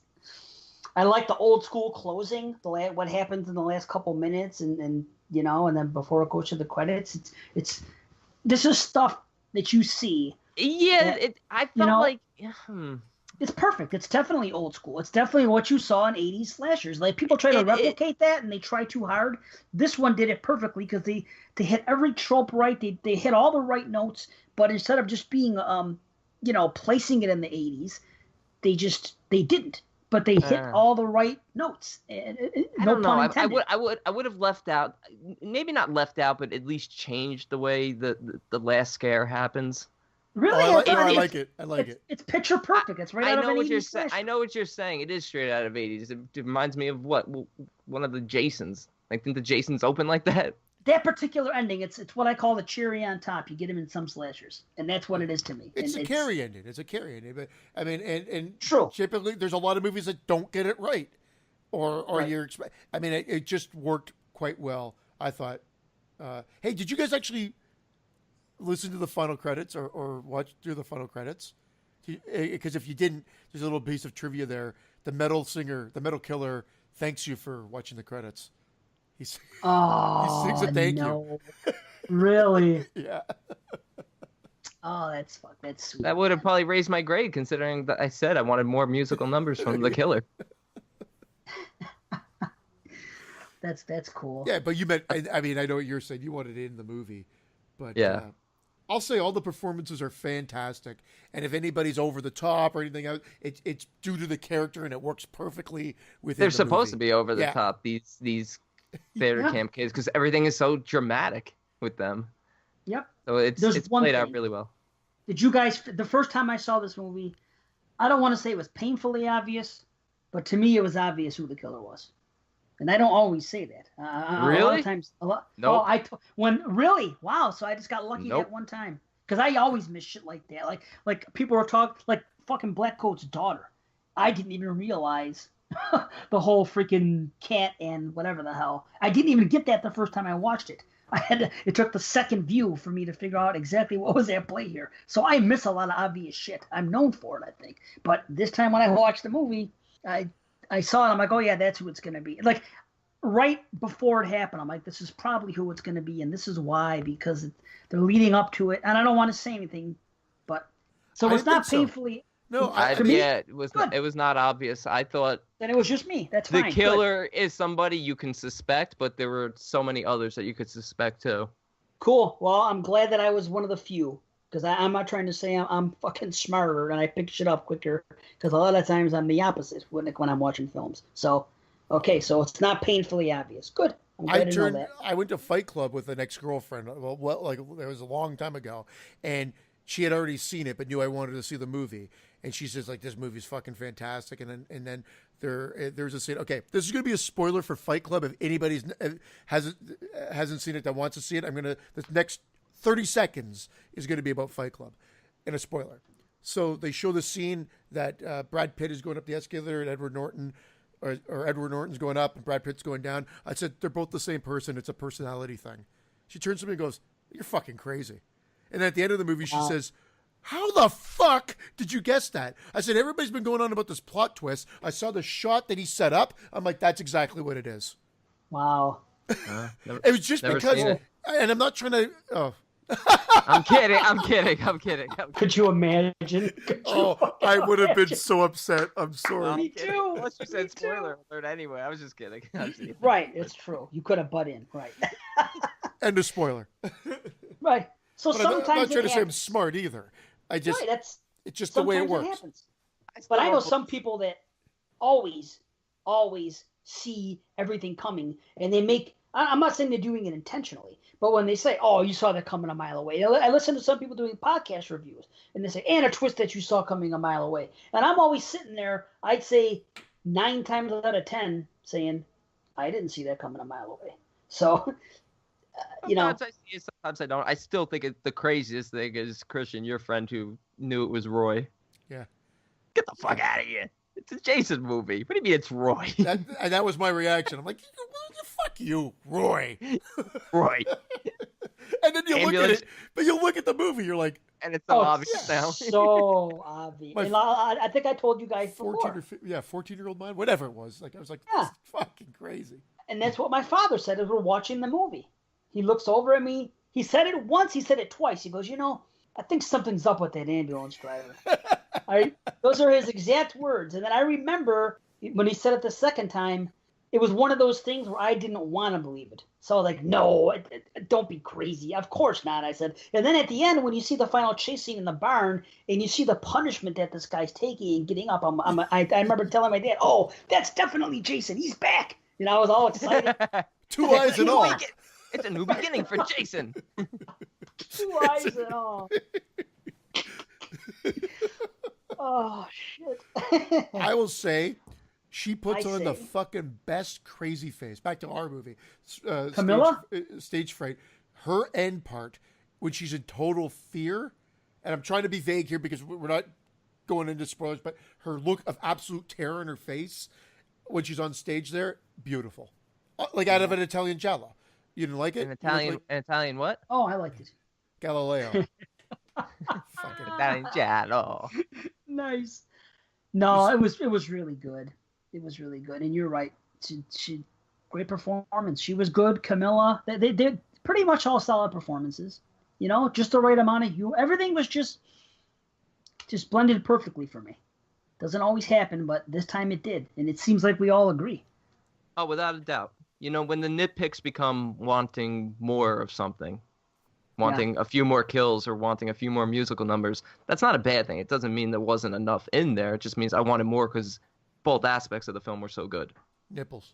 And Nipples from the Sky. Nipples in the Sky would have just put this one to a 10 out of 10. Nipples in the sky with diamonds. Keep on turning. Nipples in the sky, keep on turning. Those are the original lyrics. I don't know if a lot of people knew that. I don't know where they'll be tomorrow.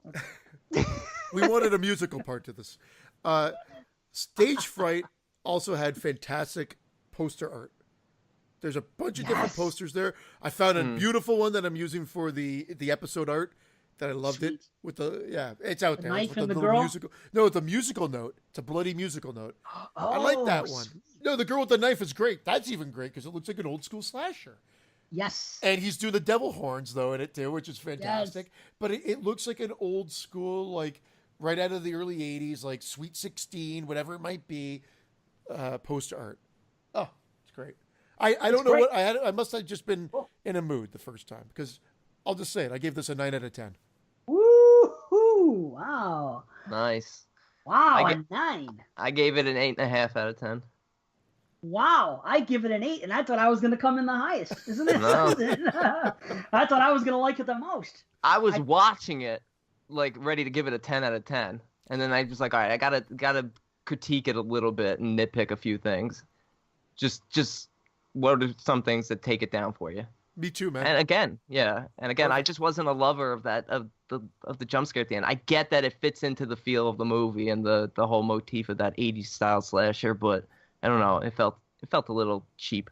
And I think that, they cut back on the metal killer, and maybe this is what's given the other critics the ammo of saying, "Oh, they should have parodied more." No, don't parody anything. It's perfect how you've set it up. Everything in the universe you've created, it's near perfect. I just thought the metal killer went a little too off the rails for me, and I would have liked it pulled back. I have no complaints. I can't tell you why I can't go higher than an 8, but I knew that I could not go lower. Like as I said, I cannot go lower than an 8 on this film. So I just remained there. I mean, maybe the body count could have been higher. I don't know. But yeah, I mean, whatever. 8, 8.5, and 9. We all enjoyed it. I would have liked to seen Lispy get killed. I'm glad that one chick got killed. That annoying girl. Brrr. Oh, I couldn't stand her. She was so annoying. That's how I prepare for the podcast. Yeah, that's how you do it. Red leather, yellow leather. That's what you were doing while I was fighting off that guy with the freaking glasses. You just broke my glasses. You body slammed him, though. You didn't have to body slam him. You just body slammed me and broke my glasses. Oh, he was great. Back to that, That's right? what happens when people are in shock of what just happened. When something like that happens, you're in shock. You speak so rationally and so matter of fact. Okay, all right. Let's get out. Let's get on to the triple R's. So that was Stage Fright. Stage Fright. Man. So the JP's not mad when he's listening to the Stage Fright 8.5. 9. JP. Stage Fright 9. JP. Stage Fright 8. JP. Guys, Stage Fright. I think JP was talking about the triple R's, not the name. Oh, I'm sorry. I think you could see it when you download the podcast. What we're reviewing. So we're the assholes. Wow, I didn't want to say that. So last thing we should say, we sort of wrapped up, but I'm going to say it again. We didn't mention the director's name. So Jerome Sable did a fantastic job. He hasn't really done much. He did an episode of or a segment of ABCs of Death 2 and some TV, and he's got like something coming up, but just this untitled skater movie. So, but anyway, he did a great job here. So figured it's a Bam Margera biopic. Actually, I mentioned his name at the beginning. Oh, I'm sorry. I said written and directed by Jerome Sable. See? Music and lyrics by Jerome Sable. He did it all. Remember how long it took for him to do it? It was a fucking train wreck. And isn't that funny? Because Sable's a fish, and Meatloaf's mustache was a fish. And we had a red herring. And we had red herrings. Red-headed herring. This movie is full of fishes. And you know what the plural of fish is? Fish. Microfiche? Microfiche. Remember the microfiche? Of course you remember it, Dave. That was how you did your homework, right? Did reports? I remember. I do remember it too. That's why I told you, if you guys listen to the Freddy vs. Jason podcast of TJF 13, my wife points out, goes, "What the fuck? Why are they using microfiche?" And I'm like, "Yeah, because it's like 2003. All that shit would have been like, it would have been all like on the internet." We gave you the rest of our microfiches. Yeah, I thought Canada just got microfiche in 2003. That's it. That's what we got. You fucking skunks. What's the plural of microfiche? Is it microfiches? What about feces? Are we on to the triple R's yet or what? Yeah, right, triple R. Let's do it. Do we even know what we're doing? I don't know. We should let Dave go first since he says he has about 75 movies to review. I have 5 like everybody else. Yeah, but one of them is 7 movies in one review. Yeah, but it's... Yeah. I think Brandon and I have 4. Okay, I'll bring up Hounds of Love. Okay, 2017. A cold-blooded, predatory couple, while cruising the streets in search of their next victim, will stumble upon a 17-year-old high school girl who will be sedated, abducted, and chained in the stranger's guest room. So, Hounds of Love, basically, Basically. Why is basically the word? It only comes up in the triple R's too. Triple R's. Why is that? What? Because we're trying to break it on down to street level. Basically, this is what it's about. Basically, there's a girl gets kidnapped. Okay, her parents are recently divorced. She's not having a go of it. She wants them to get back together. She's a teenage girl. She's kind of at odds with her mother. She's like she's spending more time with her mother than her father as a result of the separation or divorce, whichever it is. There's some difficulty there. She sneaks out. She wants to go to a party. Now, there's a lot of slow motion shots, which I really liked. And I listened to another podcast in Brandon. They compared this to Picnic at Hanging Rock because of those slow motion shots. Does that make sense to you? No? Okay. But you know what? I wasn't paying attention to. In terms of style, there's a lot of slow motion shots in Picnic, so I could definitely see that. Well, there was in this. Plus, they're both Australian films. Okay, yeah, I should have mentioned that. Thank you. Yes, it's an Australian movie. Another good Australian movie because I did enjoy this movie. I enjoyed it too, but I felt like it tried to be too much like Natural Born Killers without enough backstory. See, I don't think it needed the backstory. Okay, let me say what I have. You go through your thing, then I'll jump in with you. Yeah, I'm just they pick her up. She's looking for some weed. They approach her. It's a couple. The guy seems like he's significant, not significantly, but at least 10, 15 years older than the girl, and she ends up, they mix a drink for her. They say we got some weed. They bring her back to the house. She just wants to get some, and they lure her back to the house, on these false pretenses. They spike her drink, and, it's a cool scene, though. It is a cool scene. When the drugs kicking in and Moody Blues is playing. Yes. That's a great scene. John and Evelyn. They are good characters. They're just, I'll get to it, but keep going. I mean, she gets sedated, and then right away you see like something going on. But I guess the Hounds of Love are referring to these two people, the guy and his wife, and right away you see some jealousy from the wife towards the girl because she goes in this room when they lock her up, and there's not abuse going on. They clean her up and everything else. Basically, just let her know there's not gonna. I think they let her know it's going to be for a ransom, but they don't actually do it. They just kind of want to keep her to be a sex slave and do whatever. But the more you learn about them, the guys are real fucking degenerate. I don't see natural born killers in this at all. I see fucking a piece of shit guy and this girl, and they're a couple, and she's been with him for a while. And like Mickey and Mallory? Yeah, but Mickey and Mallory was different. Mickey saved Mallory from an abusive household. And that's what John is supposedly did for Evie, but we don't get enough of it in the backstory because he even references it a bunch of times throughout the film about how he saved her after she lost her kids and all that. But the only difference here is that we're supposed to sympathize a little bit, especially with Evie. I don't feel so much with John because they try to humanize them at times, but it just doesn't come off enough because there's not enough backstory as to what led them to this point. I think John's just a fucking psychopath. I don't think Evie was a full-blown psychopath. I agree, and I think we learn that as the film goes on, and especially towards the end. When I was more intrigued with wanting to know more about her backstory than with Vicky, because we get Vicky. She's a schoolgirl. She's going through a tough time with her parents, and, she just got into a bad situation. We got what we needed, but I think everything, I don't know. Once we get to the house, I'm into the film the entire time. I don't have a yearning for any more. This is a common thing, though, that you want more backstory than I do. I guess this movie would have been much higher if it had run concurrent, doing Vicky's story with Evie's story in the past, culminating in ultimately what goes down. Because how it plays out doesn't give us enough. Did you see this, Christian? No, I have not. So that's why. Oh, okay. I talked so much last episode. I figured I'll just relax. Oh no, I yeah, that's why I felt like the way it culminates in the end. It's like, okay, I get it, but I'm not sympathizing because I don't know enough. I feel bad a little, but still two detestable people. Yes, they are detestable, and I'm just in Vicky's shoes the whole time. She's a kidnapped person, so I mean that's the story to me, and how she tries to outsmart them, and how she has an almost escape thing happen, and we get a little bit about the girl. She can't speak to her kids anymore, and whatever. the breakdown in their relationship because of how Vicky is pitting her against him or attempting to. Yeah, well, he keeps that trophy book that he's always looking at, which she hates. Oh man, there's a lot of subtlety to those two characters in this film.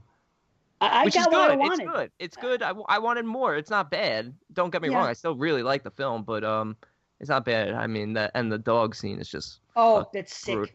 It's fucking sickening. It's one of the more brutal scenes I've ever seen. You don't even actually see it, but you hear it. You hear it's it. It's implied. You hear it. Yeah. And yes, I agree. Some people are gonna find that very disturbing. Yeah, it is. It's quite disturbing. Yeah. But I mean, I like her the way she sets it up to because her parents are frantically looking for her, and she sets something up. And again, we're not going to get into spoilers. I'm just going to say that it's enjoyable. It's an enjoyable movie. I don't have any problems with it. I'm not coming in too high, but I'm coming in high enough. It's an 8 out of 10 for me. It's a tension-filled finale. I really enjoyed the movie. Yeah, I'm right there with you. I gave it a 7.5 out of 10. And one of the things I pulled that I wanted to read, it's just a quick sentence on Simon Abrams' review. He writes for RogerEbert.com, and he says, Young, who's the director, has a good idea here, but doesn't work hard enough to flesh out the Whites, who are John and Evie, so that their pre-Vicky lives are as rich as their current actions are degrading. And that's basically, when I read that, I was like, yeah, that's it. That's what I'm saying. I want to know more about them, specifically her, because there's never any signs that he's a decent human being. I didn't see it in the movie. He can function normally, but that's just like a sociopath. But her, there's moments of genuine remorse. But 7.5, still a high recommend.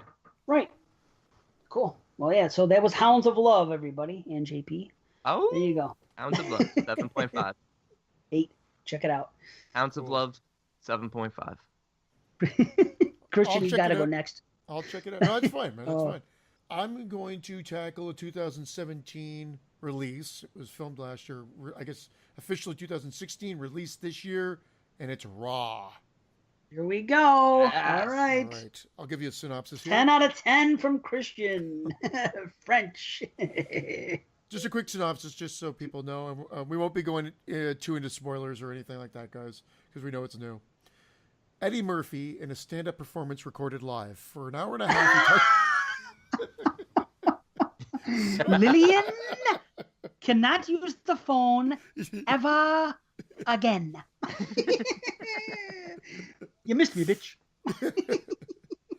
Delirious and Raw are two fucking fantastic stand-up comedy routines, everybody. Brilliant. But we're talking about Raw, the horror film, originally entitled Grave, by a female. What? Yeah, by a female director, Julia Ducournau. I'm fucking up her last name. I apologize. I believe it's Ducournau. I think you're right. Yeah. You're more French than me. Yeah, what's up here? I'm not even remotely French. Young director too. I think she's in her young 30s. Young up and coming director. Well, so here's a plot synopsis. When a young vegetarian undergoes a carnivorous hazing ritual at a vet school, an unbidden taste for meat begins to grow in her. Done. Okay. Done and done. That's the synopsis. I'll say right away, I find sometimes it's difficult to judge performances in a foreign language film. Sometimes, because you're focusing on the fact that it's not in your native language, and you're focusing. But all the performances seem to be great in this. I mean, everybody seems to be good in this. The girl's good. Yeah, Justine was very good. Yeah, the main girls are good. I kind of like the opening is beautiful. Kind of sets up the movie. You're not kind of sure what's going on, but you're going to come back to it. And when they do come back to it, it's great. The reveal there is great. Everything's right there for you with this movie. Yeah. It's pretty straightforward. The thing for me, and I'll just say it real quick because this is your review technically. No, that's okay. No, that's what it's about. Is that the movie to me felt a little too surreal. Like, is this really what goes on in vet school in France? Well, vet schools seem more in depth than in medical school. I mean, I know replace animals with humans, but I think that's the whole. They're trying to play with that as well too. And when you say straightforward, I know what you mean. Like, I know what you're saying. I don't know. It's not like I don't think it digs as deep as February. But boy do they introduce things right at the end that you kind of went, I hope they do a sequel almost. Like, I know that sounds weird, but just because of what they release at the end explains, you kind of fill in the blanks. Yeah, I'll tell you what, even though I didn't see what was coming at the end, it's right there for you at the beginning. Yeah. If you look close enough. No, it's right there. It's beautiful. It is. It's one of those things that you notice even more when you think back to it or when you rewatch it. And then you're like, oh, this is beautiful now, the setup. So I love that. I do love that. But that affected my rating. That's why I had to watch it twice. I didn't mean to interrupt. I'm sorry. No, it was just because we always do this. I did it to you guys I know. in center last week. I'm just saying, the first time I watched this movie, number one, I was grossed out through a lot of it. There was some things that fucking grossed me out. A lot of times body horror just is not fun for me. There's things that are going on. I was actually repulsed for a scene that wasn't even horror, but fucking a veterinary scene with pulling shit on having an arm up a cow's ass. I almost vomited. Fucking they said that one. At a couple of festivals, people did get. You know what they call that in Canada? It's gross. You know what they call that in Canada? What? Let me hear it. Saturday night. Oh. This is why we have editing. This is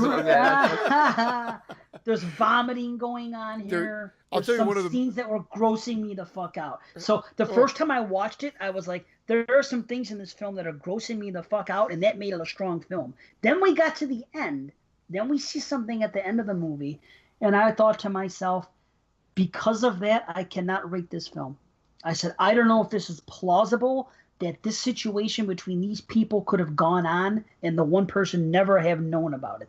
I'm thinking about normal life and families, and is that plausible? So I could not rate it. So I watched it again a few days later, and I deducted that, yes, given the circumstances, this is possible. So it ended up not hurting it, but at first I was like, man, I don't know if this is fucking possible, guys. But I think it's beyond that at this point. I think this film really presents itself in a surreal way intentionally because they don't want you to really think logically here because there's so many underlying themes. And I'm not even sure I understood them all, but the fact that, you hardly see any teachers, and when you do, they're almost indifferent to what's going on. And then in terms of, what the meaning is going on with Justine and this character and, dealing with, addiction, lust, sexual awakening, growing up, the whole idea of this strict vegetarian to the point of it like almost being religious, and then her rebelling against it when she gets out on her own to grow up and become a woman on her own as she goes to college. But she didn't rebel against it. She was a victim. She was a victim, but she didn't want to. But then all of a sudden, she gave in to her desires. She couldn't help it. And there was a point in this film where I was thinking to myself, I hope this doesn't go in a certain direction, because I thought this was going to end up like another Contracted. What was that movie? You know what I'm talking about? Yeah, the way it ended, I was ultimately disappointed in the way it ended, and I was like, I hope this doesn't go down this road, and it didn't, and I'm glad for that, and it made perfect sense. But I was also getting tired of like the coming of age stories using like there's a few of these now. The metaphor. So I was getting I was like, please tell me there's more to it than this, and I think there was, but it was definitely setting it up like a coming of age, like they explore those themes, but it's not all the movie has to offer. Whereas like movies like that was like the backdrop for quite a few movies, and we've mentioned a few of them that you just mentioned a couple. Ginger Snaps was another one that came to mind. I was going to say, coming of age werewolf, coming of age cannibal, coming of age. Now I'm simplifying it. I understand I'm simplifying it, but I'm saying I'm really hoping there was more to it than that, and I think they did do that. It's definitely shot, as Brandon would say, more surreal like. So things go on.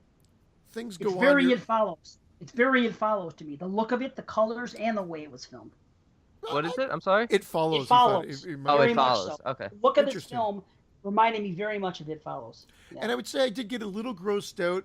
It is a cannibal film, so I thought they did things, quite well. It's not a balls out blood fest. So if people are like, well, I got to see this movie, that people are leaving the theaters and fainting and whatever like that. Some people may end up being disappointed if that's what they're going for. It's done though. Like, what grossed me out the most? Not the most, but no, the fucking when she ate the raw fucking chicken breast from the fridge. That made me ill. There you go. Like that actually hit me harder than some of the other things to follow. The fucking dude, the thing I said with the cow that fucked me up, and the second time it didn't, just the first time, and this thing with the waxing was fucking. I don't. Oh, the waxing scene was brutal. But it worked. That's what I'm saying. It disturbed me and grossed me out, but good. But the first time I saw it, I was like, I don't want to say unpleasant. I was just like, man. But again, second view is what it's all about. Taking it all and knowing what to expect. I was able to handle it better. And I think the people who were probably grossed out by this film in terms of leaving the theaters or whatever were probably more of the art house crowd who weren't expecting it to go so much into cannibal horror region. How about the creepy Carrie? We got a creepy Carrie in this movie too. 2 movies tonight. Yeah. Right? Yep. Yeah, that was cool.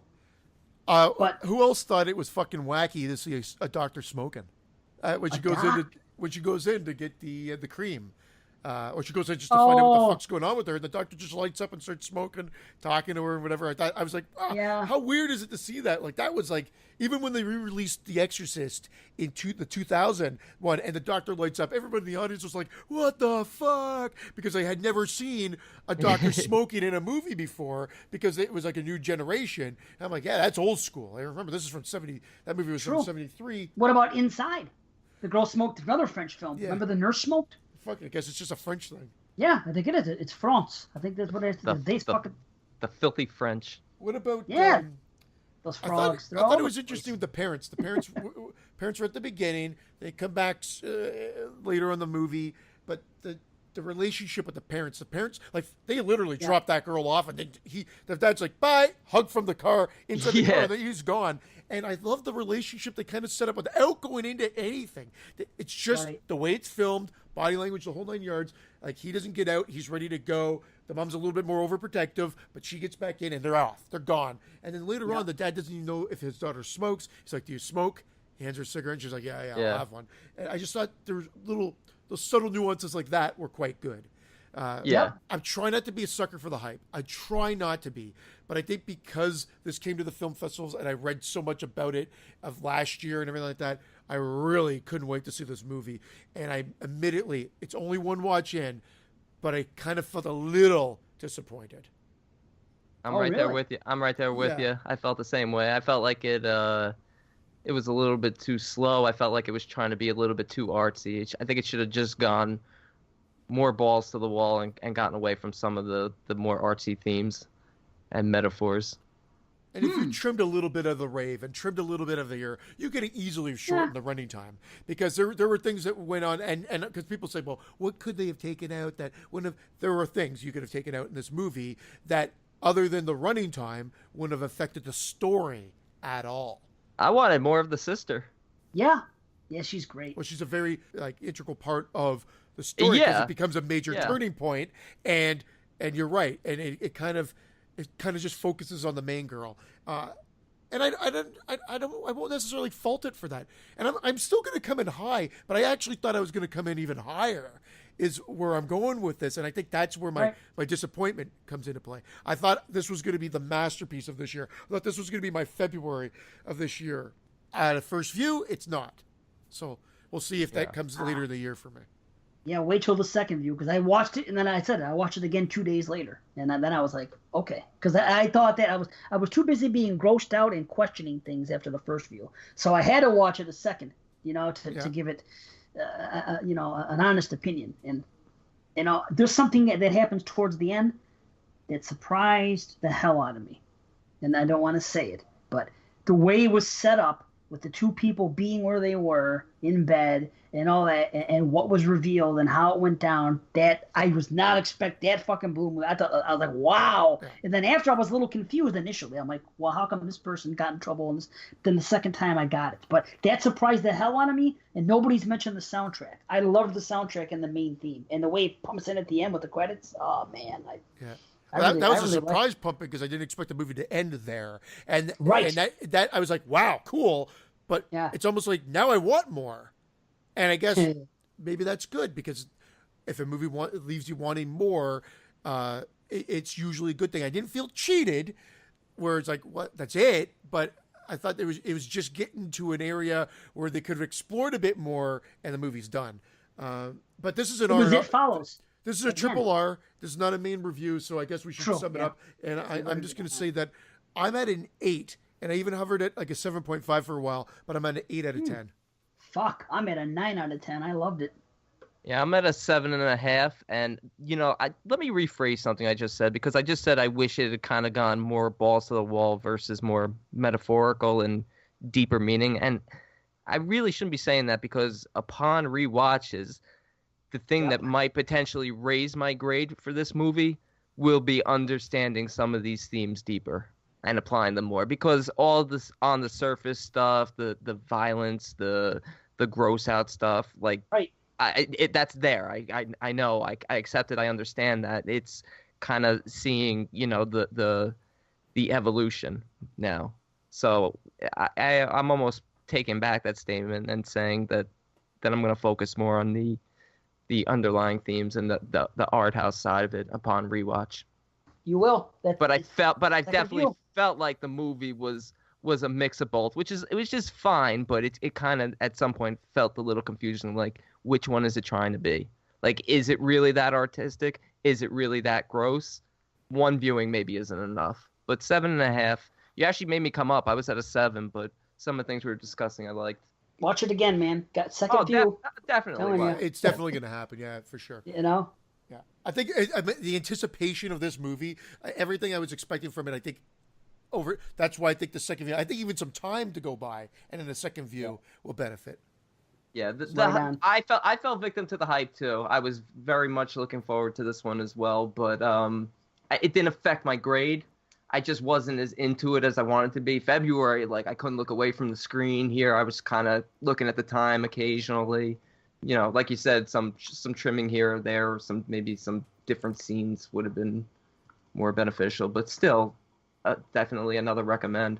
Yeah, definitely the best bushwhaxing in a horror movie scene ever. Man, we'll leave it there. Yes. How about the dog going in for a taste first? Oh, typical. Any dog would do that, I think. They love that shit. Hell yeah, they do. That's my dog. That's my dog. That's my dog. Nice. All right. So I guess I should go, right? Yeah, you better go. This one's going to be a quick one, because you guys have both seen and I believe reviewed this one already, and it's Sweet Sweet Lonely Girl from this year. And I'll just read the description from the B just to make sure people remember. Soon after moving in with her aging Aunt Dora, Adele meets Beth, seductive and mysterious, who tests the limits of Adele's moral ground and sends her spiraling down a psychologically unstable and phantasmagoric path. Oh, I like that word. Yeah. Yeah, so, I mean, we've talked about this film and how the first 2 acts are phenomenal, and then the third act, it kind of jumps into this almost half demon, half ghost story. And let's not forget to mention that the third act is only like 15 minutes long, because the film is so short. Yeah. So it jumps in, it doesn't really know what it wants to be, and it winds up resolving itself, leaving more questions than answers. Now, Dave made a few points recently in a chat about one thing in particular relating to a statue, and that actually helped a little bit, but it still leaves some questions. I want to watch it again. This movie I've watched twice. I can easily watch it again. I've watched it twice also. I've watched it twice also, and let me say, the cinematography is great. The soundtrack, I fucking love the soundtrack. I love this is my kind of music. It's a great movie. That's the funny thing. I gave it a 6.5, but I want to watch it again. I gave it a 7, and I'm with you. Yeah. And I gave it a 7.5, and yet just that third act was so rushed and felt so confusing. But when you said what you said about the statue, and I didn't even recognize that, I looked into it. It plays in very big with the scene with one of our main characters. The most confusing part happens to be the ant and the picture frame, and I'm being, cryptic. That's it. The picture frame and the ant. That's the only things I'm confused about. But otherwise, just a beautiful looking film. 7.5 out of 10 for me. Right on. It's good stuff, and I wish the B were still around so you can go on the message boards and read up on it. But I think I could come to my own conclusion if I watch it a third time, knowing what I think I know now about Beth. Where before, I didn't see it as her story. I saw it as Adele's story. Now I'm seeing it as Beth's story, and it's got me curious. I still don't know if I can make sense because it almost seems like the last act. I don't want to say rushed. It just seems like things happen too fast that I can't wrap my mind around it. Or maybe, on more viewing is going to help that. But I can't say. But yeah, I want to watch it again. You gave it a 7, you said? Yeah, I gave it a 7. 6. But I want to watch it again. Like Darling. I almost watched Darling again the other day just to watch it. Because I've watched that movie like 6 times. And for some reason, that's a movie that I could just keep revisiting. I feel that way about this. I don't think it's on the level of a Darling. But something about it, I just feel like I could watch it like once every couple months and not get tired of it. I don't know what it is. I don't know. She's a relatable character, maybe, and I want to know what is going on here. Exactly. That's sweet, sweet, lonely girl. Yeah, sweet. JP. Yeah. Okay, my turn, right? 2017, it's called Bethany. And I'm going to do myself a favor by reading the synopsis, which is quite long on the B. Oh, I want to I'm so sorry. No, I don't care. I remember you brought this up on the podcast earlier. You said it's a 6 out of 10, just based on the cover art. It can't be higher than a 6 out of 10. So I'm just going to put it out there. I remember that. I'm just putting it out there, and now continue. Don't say anything. Just continue with it, and we'll go from there. You're right, because I believe I have a pretty strong gift where it's 90-something% accurate, where I can look at the cover and tell you how high it's going to go. It's 97% accurate and 100% useless. Hey, if you listen to me and you watch the movies I watched this year and just the ones I tell you, you will be very happy with it. And matter of fact, the only ones that outside of Rings, which I had to watch because, come on, it's fucking Rings. It's a franchise movie. Of course I'm going to watch it. And one other one that I picked because I was bored that night. Every other movie that I've selected on my own accord has been higher than a 5. I have not selected really any turds. But anyway, let's go here. Here's the synopsis. Didn't you pick Christian to be on the show? Oh. Well, I am a Cronin turd. Cronin turd, right? That's really what I was playing at. It was supposed to be more playful than mean-spirited, but it came off very... Okay, Claire and her husband find themselves moving back into Claire's childhood home, only to have the abusive and traumatic memories of her mother come back to haunt her. As her husband starts to get more work, Claire finds herself mixed up in a fog of past and present with a mysterious figure haunting her memories. What is this small figure that is trying to reach out to her, and what does it want? Okay, Tom Green and Shannon Doherty are in this movie, so I'm already curious. I confess, 90210 was my jam. I love Brenda. You know, Tom Green is Tom Green. I had no problem with him. I was very curious to see what was going on here. Canadian. Oh, there's a Canadian thing in here that he mentions, by the way. He says that there is a drink called a Caesars in Canada. That's all the rage. What is that? It's a Bloody Mary. It's just we don't call it a Bloody Mary. We call it Caesar. Whenever we come down to Vegas, it's infuriating because everybody's like, can I get a Caesar? They're like, what the fuck you talking about? And like, a Bloody Mary. Give me a Bloody Mary. Right. Yeah, but I think the difference is instead of tomato juice, they might use Clamato. It's like or tomato. Okay. Yeah. Shut the fuck It'd be funny if they just bought you salads every time you ordered a Caesars. Right? Yeah, fucking salad. Yeah, do they do that? You don't have to pluralize it. It's just a Caesar with no S on the end. Caesar. The drink is called Caesar? Yeah, Caesar. I'd like a Caesar, please. Okay, I'm going to try it. What if you want more than one? then it's Caesars. Give me 2 Caesars. Can I have 2 Caesar? It's the night of plurals. Yeah, what's the plural of Caesar? Oh, for fuck's sake, you two. Yeah. Caesars? I think it's et tu brute. Caesar. I think it's CZs. CZs. You know what's even weirder is when we say Caesar 3 times into the mirror. And a big glass of tomato juice appears and kills you. That was a good joke. You guys barely gave me any reaction. Caesar. That is a good joke. Caesar. Oh, I'm sorry. And then a celery stick gets shoved up your ass. And then they snap it to make the noise in Mad Men. You know, when they hand the guy. Anyway, can I talk about Bethany? Shannon was the mother in the flashback scenes. So it's not the lead. It's the lead girl flashing back to her abusive mother, who happened to be Shannon Doherty, who pushed her to do lots of things, pageants and everything else, and whatever the hell it was. Tom Green was this couple's friend, counselor, I should say, and they were talking to him throughout the film. This girl's overcoming a personal tragedy. This Bethany, she doesn't want a baby in that house. See, I'm reading my. She doesn't want to have a baby in this house because she's back at her mother's old house where the abuse took place. So she didn't want to raise her child in this house, but they inherited this house. So they're there. So she's against it, but the husband's for it. But he goes off to work a lot. I don't like some of the husband's dialogue in this film. That's kind of a problem. There's some hallucinating, some disturbing images that we get to see, which work out. The CGI is actually good. There's some decent nightmares. There's some good jump scares. When the CGI is bad, they have CGI blood, which a lot of times is just fucking bad. Just don't do it, Now, Bethany, she finally crosses through. Shit hits the fan. There's things leading up to it. I'm leaving this short, and my memory sucks. So, but there's some good lighting, some cool imagery. 7 out of 10. Typical stuff. But so you're wrong. I was wrong, and you know what? Joey Infante told me from Death by Podcast. Well, I heard his review.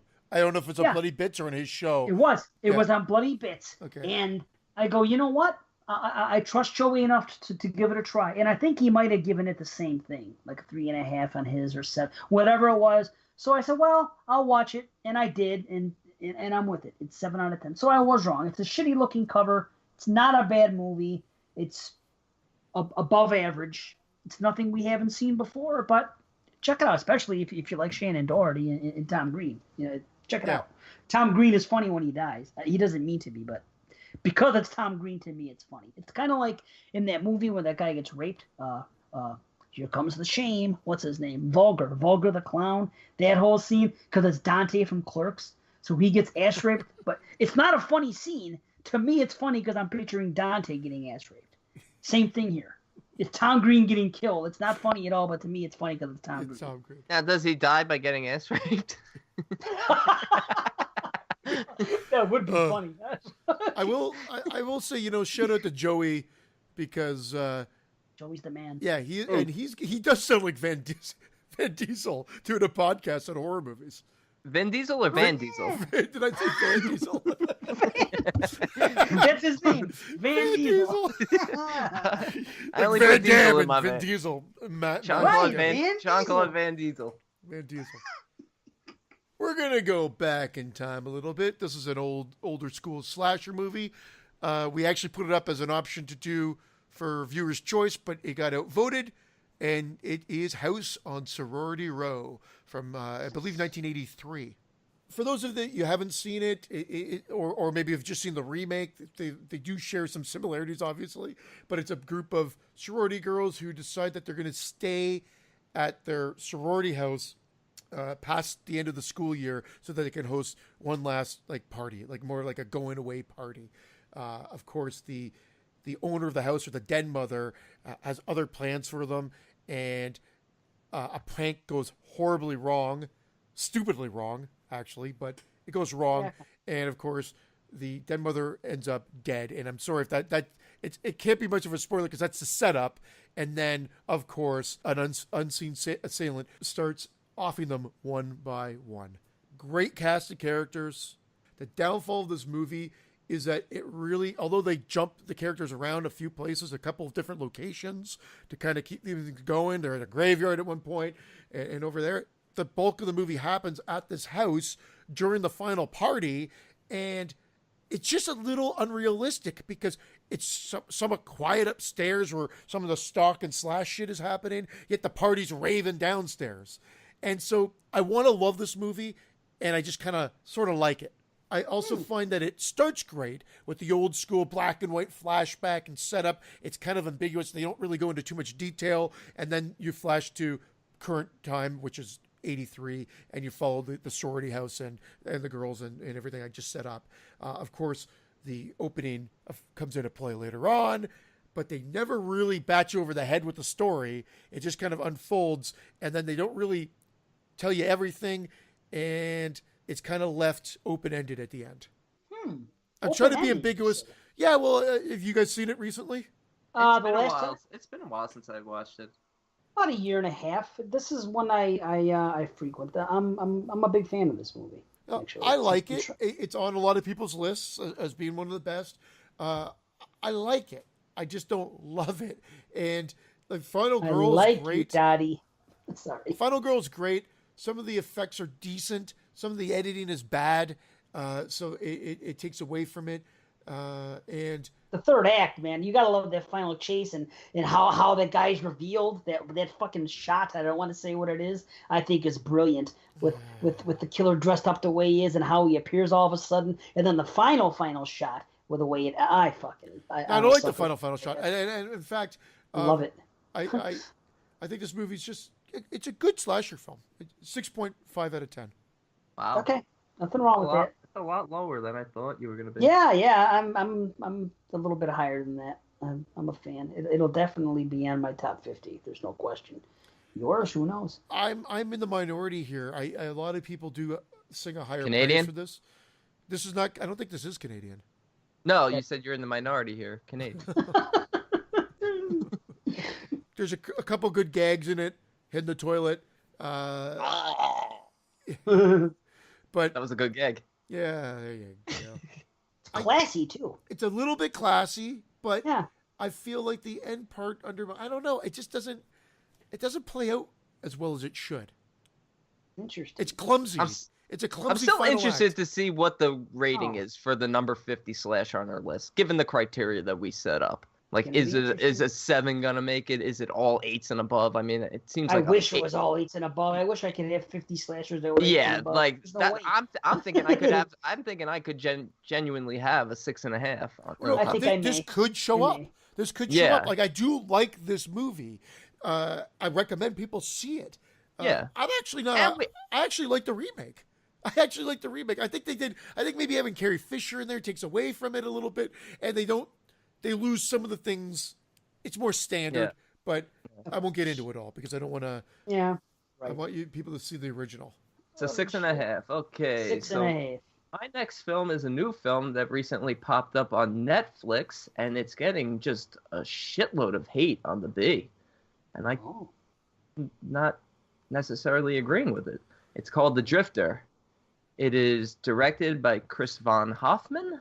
It is co-written by Chris Von Hoffman and Aria Emery, who is also one of the stars of the film. Okay, so what we have appears to be a post-apocalyptic world with no laws, no rules.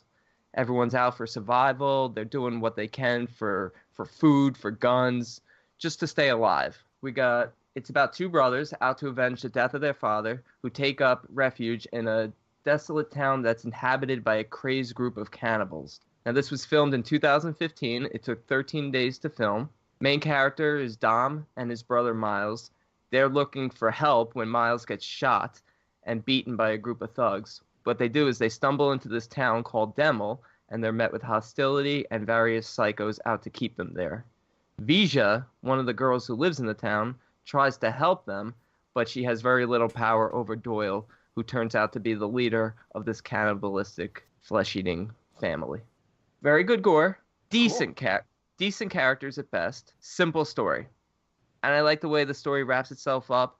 It wraps itself up very neatly, kind of all ties back around into scenes shown very early in the movie. The sound design and photography look great. The story definitely could have been more developed. We don't have a standout protagonist. That's why I say the characters are decent at best, because none of these characters sort of represent the innocence of like that once kind world that is no more. It's like everyone's like willing to kill and do whatever they can to survive, which I get it. But it's like it doesn't explore any of like the themes, like say, and I hate to bring it up because I know some people hate it, but like the Walking Dead one, where you're trying to hold on to your humanity. Here it's just straight up violence. So it's really hard to cheer for anyone, which doesn't make it a bad thing because there's a decent amount of gore in it. That's fine by me. Yeah, you wind up anybody. Yeah, you wind up just cheering for the violence without caring who's on the receiving end of it. I'm down. Okay. Yeah. Given the time frame and the budget of the film, I was impressed. The movie, it felt like a mashup of Mad Max meets Hills Have Eyes meets Devil's Rejects. Wow. Sounds intriguing. That's the feel. That's the feel of the film. It's a mashup of those, never quite achieving the level of either of these films, but that it definitely feels inspired by these types of films. I give credit to everyone involved in the making of the film. It's available on Netflix. I gave it a 6.5 out of 10. Right now on the B, it's got a 3.8. Wow. And I see people giving it like 1 star out of 10s. I mean, just really low reviews. I don't think it's as bad as people are making it out to be, especially from, I believe this is a first-time filmmaker. So I'm interested to see what he does next. It's very stylized. It looks cool. Yeah, this was his first feature-length film. So I'd 6 out of 10 for The Drifter. On Netflix. Huh. On Netflix, yeah. Netflix was the one when I logged on my PS4 to go in the other day to check something. It was there, and it said unable to log in, and I knew why. I just hadn't done it. And I have not hurried back, and I'm not hurrying back. I have not watched Netflix for the longest time. They don't get any new horror movies. They haven't been releasing horror at a big rate, and I'm not sure you're going to necessarily like this film because, again, it's more of that crime horror, futuristic type apocalypse crime horror. I don't know if you're going to love it, but I'd be interested to know what you guys think because I'm seeing these reviews, and it's just they're tearing it apart. Like when I think of a 3.8 movie out of 10, right? I mean, this is more style over substance. This story, isn't really developed well enough. But I like everything that I see on the surface, and it was a decent watch. Maybe 6.5 is a little high, but I just definitely can't see people coming in as low as 3. Yeah, I'll check it out if I get back on there. I think I have to get on. I think my wife watches a show or two on there, so I think when she finds out that it's gone, I'll have. Yeah, I've been using it for TV shows, non-horror TV shows that I've been watching. But other than that, the horror on Netflix has really kind of dropped off. They've just fallen. They used to be the number one. Shudder. Or maybe Shudder. It could be. Shudder's been killing it. Although Amazon, Shudder and Prime both. Well, straight up. Well, no, but I heard Prime was taking that stance on horror, or Amazon was taking that stance on horror. So I thought maybe they're pushing it over. Netflix always had they had Human Centipede. I'm like, fuck, that's mainstreamed out there for people to see. I was a little surprised by that, but and it was going that way. But ever since Shudder, I don't go to my Netflix for horror movies much anymore. I go right to Shudder. Me too. Yeah, it's Shudder and Prime. Prime still has its share. They really do. It's especially these very independent films on Prime. Yeah, but they're still there. But it's like 70-30, and then maybe I shouldn't even say that. I should say 60-30 and 10% on Hulu. Shudder, I just wish would release exclusives more often. Yeah, but they've all been pretty solid. Oh yeah. So okay, is it mine? Am I up or is it Christian? You're up. I'm up. Okay, this is a Christian movie that he's been talking about. He's been talking about it on the show. Is Kirk Cameron in it? Nope. You said it's a Christian movie. Oh, I meant Cronenturd. Sorry. This is a Cronenturd movie. I love my nickname. See? You're getting used to it, aren't you? I love my this movie, and I think, I don't know if you put it on the it was on the group page. He talked about it, and he said it was hard to find. And then somehow I stumbled across it on YouTube, and it's The Night Brings Charlie. Had to watch it. Had to see what the stink was all about, because Christian was talking it up a little bit. He was saying, I remember. I was, and then I watched it again, or I found the YouTube clip of the movie, and I started watching it again. I'm like, ooh. So you didn't finish. I watched it on my own. No, I didn't have a chance to finish, but I watched it again, and the memories came back, but I'm like, ooh, this is way lower budgeted than I remember. But it was a late to the game, low budget movie, slasher film. It's low budget, yes. It was late to the game, yes. But there's some interesting things here. Yeah. There's some things that are so bad. In a way, it's like a not as good version, and I don't even want to say that because I love it has a Slaughter High thing where some of it I can laugh at it being so bad it's good, but other stuff is really cool in the same film, and that's hard to do. They don't do it on the level at all of a Slaughter High, but there's some things here that are cool. And here's what's funny: when somebody gets caught, when they finally track down the killer, the guy talks to him and he goes, well, why? They were questioning him, this and that. And the guy said, he goes, you just moved faster than I anticipated. Talking about the guys that were on his tail. He was like, well, you moved faster than I anticipated. That was his response. I'm like, what the fuck? I mean, there's kind of a cool kill towards the end, but not gory, but cool. There's a decent reveal. There's a deformed killer.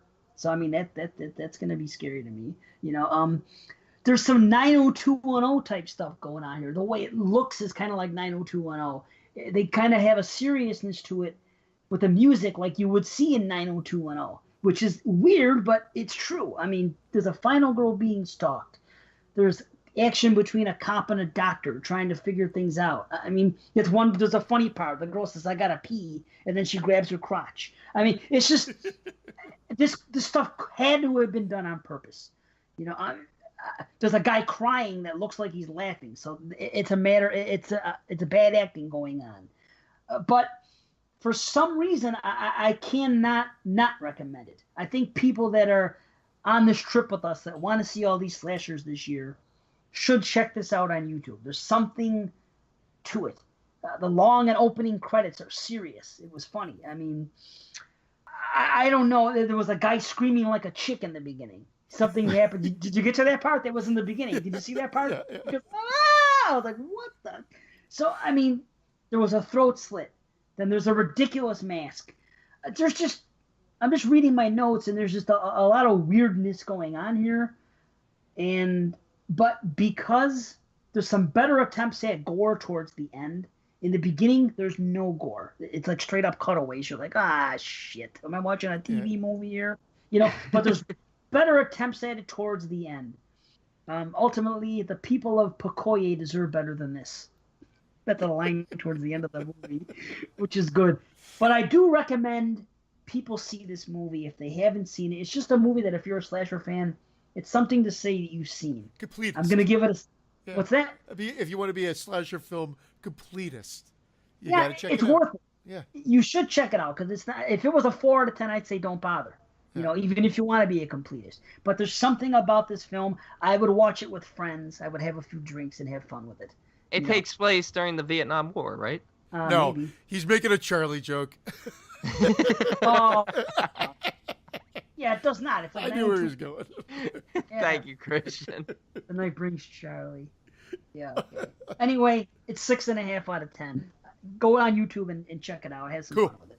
I did put the link in that picture. That I put the link in there. That's it's funny. The director's Tom Logan. I don't think he has anything to do with the sequel, but the writer is actually on Facebook. I think I've linked with him friends-wise. I don't know if he's on our group page yet, and he's trying to get Charlie Returns or something like that, like a part 2. Yeah, he's still trying to get that done, like a GoFundMe or like a follow-up to it for sure. Cool. I'll tell you, do you remember something towards the end, that interesting kill involving fire? Do you remember how that was set up or no? It was kind of cool. It was kind of cool and kind of coincidental, but it's something to see. I don't know. I thought it was interesting. I do remember being intrigued by it enough that it stuck in my head that I'm like, I like this. It's like I think I went blind. I rented it blindly. I thought the cover art was kind of cool. Brought it home. Watched it and said, hey, I kind of liked it. Probably watched it like a couple more times, and that was it. Do you remember what the killer looks like? The fucking bag on his head and goggles? The tree surgeon outfit. Yeah. Yes, I mean... At least they tried. With you know who the killer is. Right off, they show you what the killer looks like. Granted, later on there's a twist to it, but you see the killer with this bag on his head and these goggles, and he's a tree surgeon, right? And it's like, so this guy went about, I guess maybe you can get away with it, because if you're working on trees, your face has to be protected. So nobody cared. I mean, we find out later that he's deformed. That's why he was covered up. So, but maybe that's why I took the job. I don't know. How come the Keebler elves are never wearing anything over their face? They work in a tree. Oh, yeah. Keebler, you have to ask them, I guess. I am doing, because I ended up watching a shitload of 86 films. My next two are actually 86 films. But the first one I'm going to talk about is Wes Craven's Deadly Friend. Boom! Basketball scene. And that's the standard of the movie. BB, yes. Everything else about this movie blows. Blows. Not good, but I don't know if I'd say blows. No, okay. This movie blows. The Hills Have Eyes 2 and it's better than this. Oh, And God. What? The Hills of Ice 2 is better than Deadly Friend by fucking Wow. I know, and The Hills of Ice 2 sucks, in case anybody's wondering. Yeah. Boy, does it. The dog Yeah. flashback. The dog flashback is fucking brilliant. That's masterpiece compared to this. So this, I'd say, is going to be one of the few films I'm going to give the Plan 9 of Outer Space award. Now, I like Plan 9 from Outer Space. I mean, we were talking about it in our 50 worst films list last week or last episode. But this movie is totally filled. Watch it again. Just watch it again. It's filled with horrible, laughable stereotypes, and I called it a craven turd. So you guys call me Cronin turd? This is a craven turd through and through. This is the movie that you're going to be like, this is too soon. This is the guy that directed Scream. This is the guy that came up with Nightmare on Elm Street. The guy had some masterful ideas, but when he fucking blew, he blew huge. Like, it was horrible. Like, I said, like, just when I put these, I got to put, this movie's a big giant cock, and it was blown.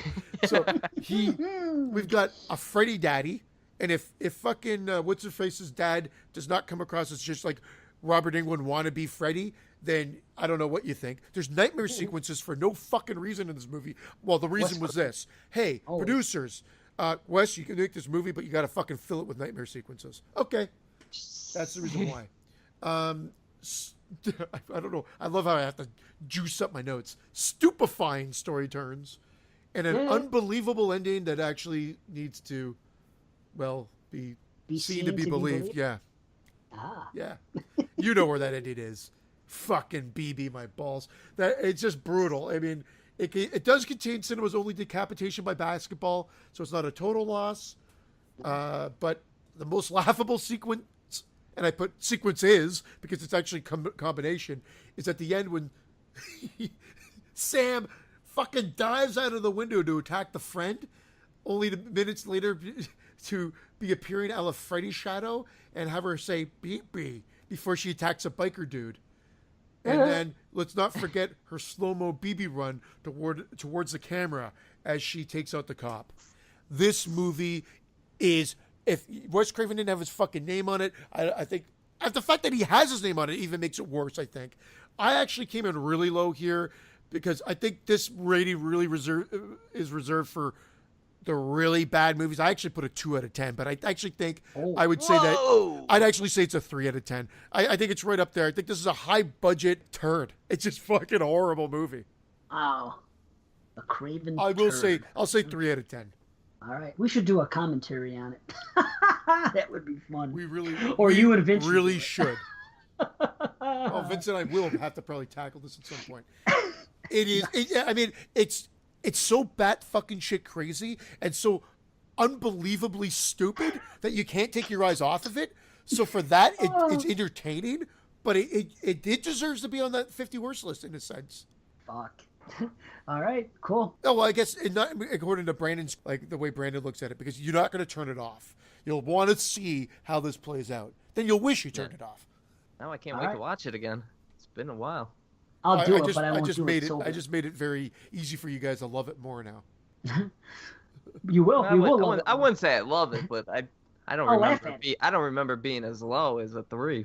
I don't either. I figured bad, but not that bad. So I'm curious, and almost a 2. The way he was talking. Yeah. All right. Next movie I'm gonna do. I once again believe.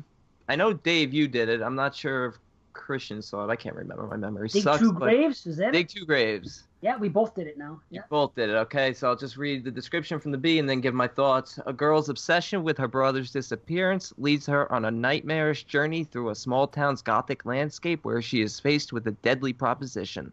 How far will she go to save the people she loves?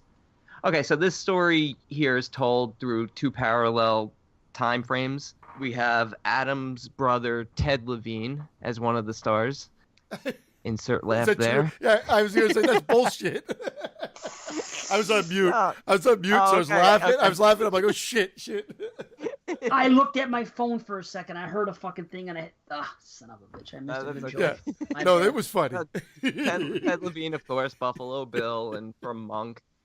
She's a great big fat person. Yeah, so we got the storyline going on with when he was a deputy and something that happened with him and the sheriff. compared to the current day where his granddaughter, Jake, and her brother go out cliff diving. She chickens out, he jumps, and then all of a sudden he disappears, like nowhere to be found. They just presume he's dead, and the current took him or whatever, or the quarry, whatever it is that they're in. Now, I love the look of this film. I love the relationship between Ted Levine and the Jake character played by Samantha Eisler. Great on-screen chemistry. Some real touching moments in this film. I think what confused me a little bit about this film was the three gypsy storyline. I didn't understand if some of the things going on with them was supernatural or actually stuff that exists in gypsy culture or believed to exist in gypsy culture. With all these rituals going on, you got the scene with the mother where she seems to be miscarrying the baby. You have the scene with the snake, and then ultimately you have the end scene. How do you interpret that? Does it have anything to do with the gypsies, or is it more of just like here's a happy ending? I wish I remembered. I don't remember shit. Even when I reviewed this movie, I didn't remember shit about it, so I don't know. See, I remembered. I actually really enjoyed it. I just got confused by some of the supernatural takes on it, because there were definitely some parts that seemed supernatural, but I wasn't completely sure how to interpret it. But overall, the film is great. The character of Jake, she's basically offered the opportunity by these three gypsies to bring her brother back from the dead if she's willing to kill one of her other friends. That's what. Okay. It's a good premise. I haven't seen this movie. I think you said what? I did. No, I didn't see this. Oh, you haven't seen it? Okay. I remember you. Are you serious? Why am I fucking losing my mind? You should check it out. It's beautifully shot. It's got. It tries to be like a really clever twist at the end, but it's really not that clever because it's pretty obvious, and you kind of understand the character enough that it's really shouldn't be that shocking or anything. But once again, Ted Levine, Samantha Eisler, scene stealers in the movie. I gave it a 7.5 out of 10. Cool. Wow, nice. No, I think I only gave it like a 6 or something.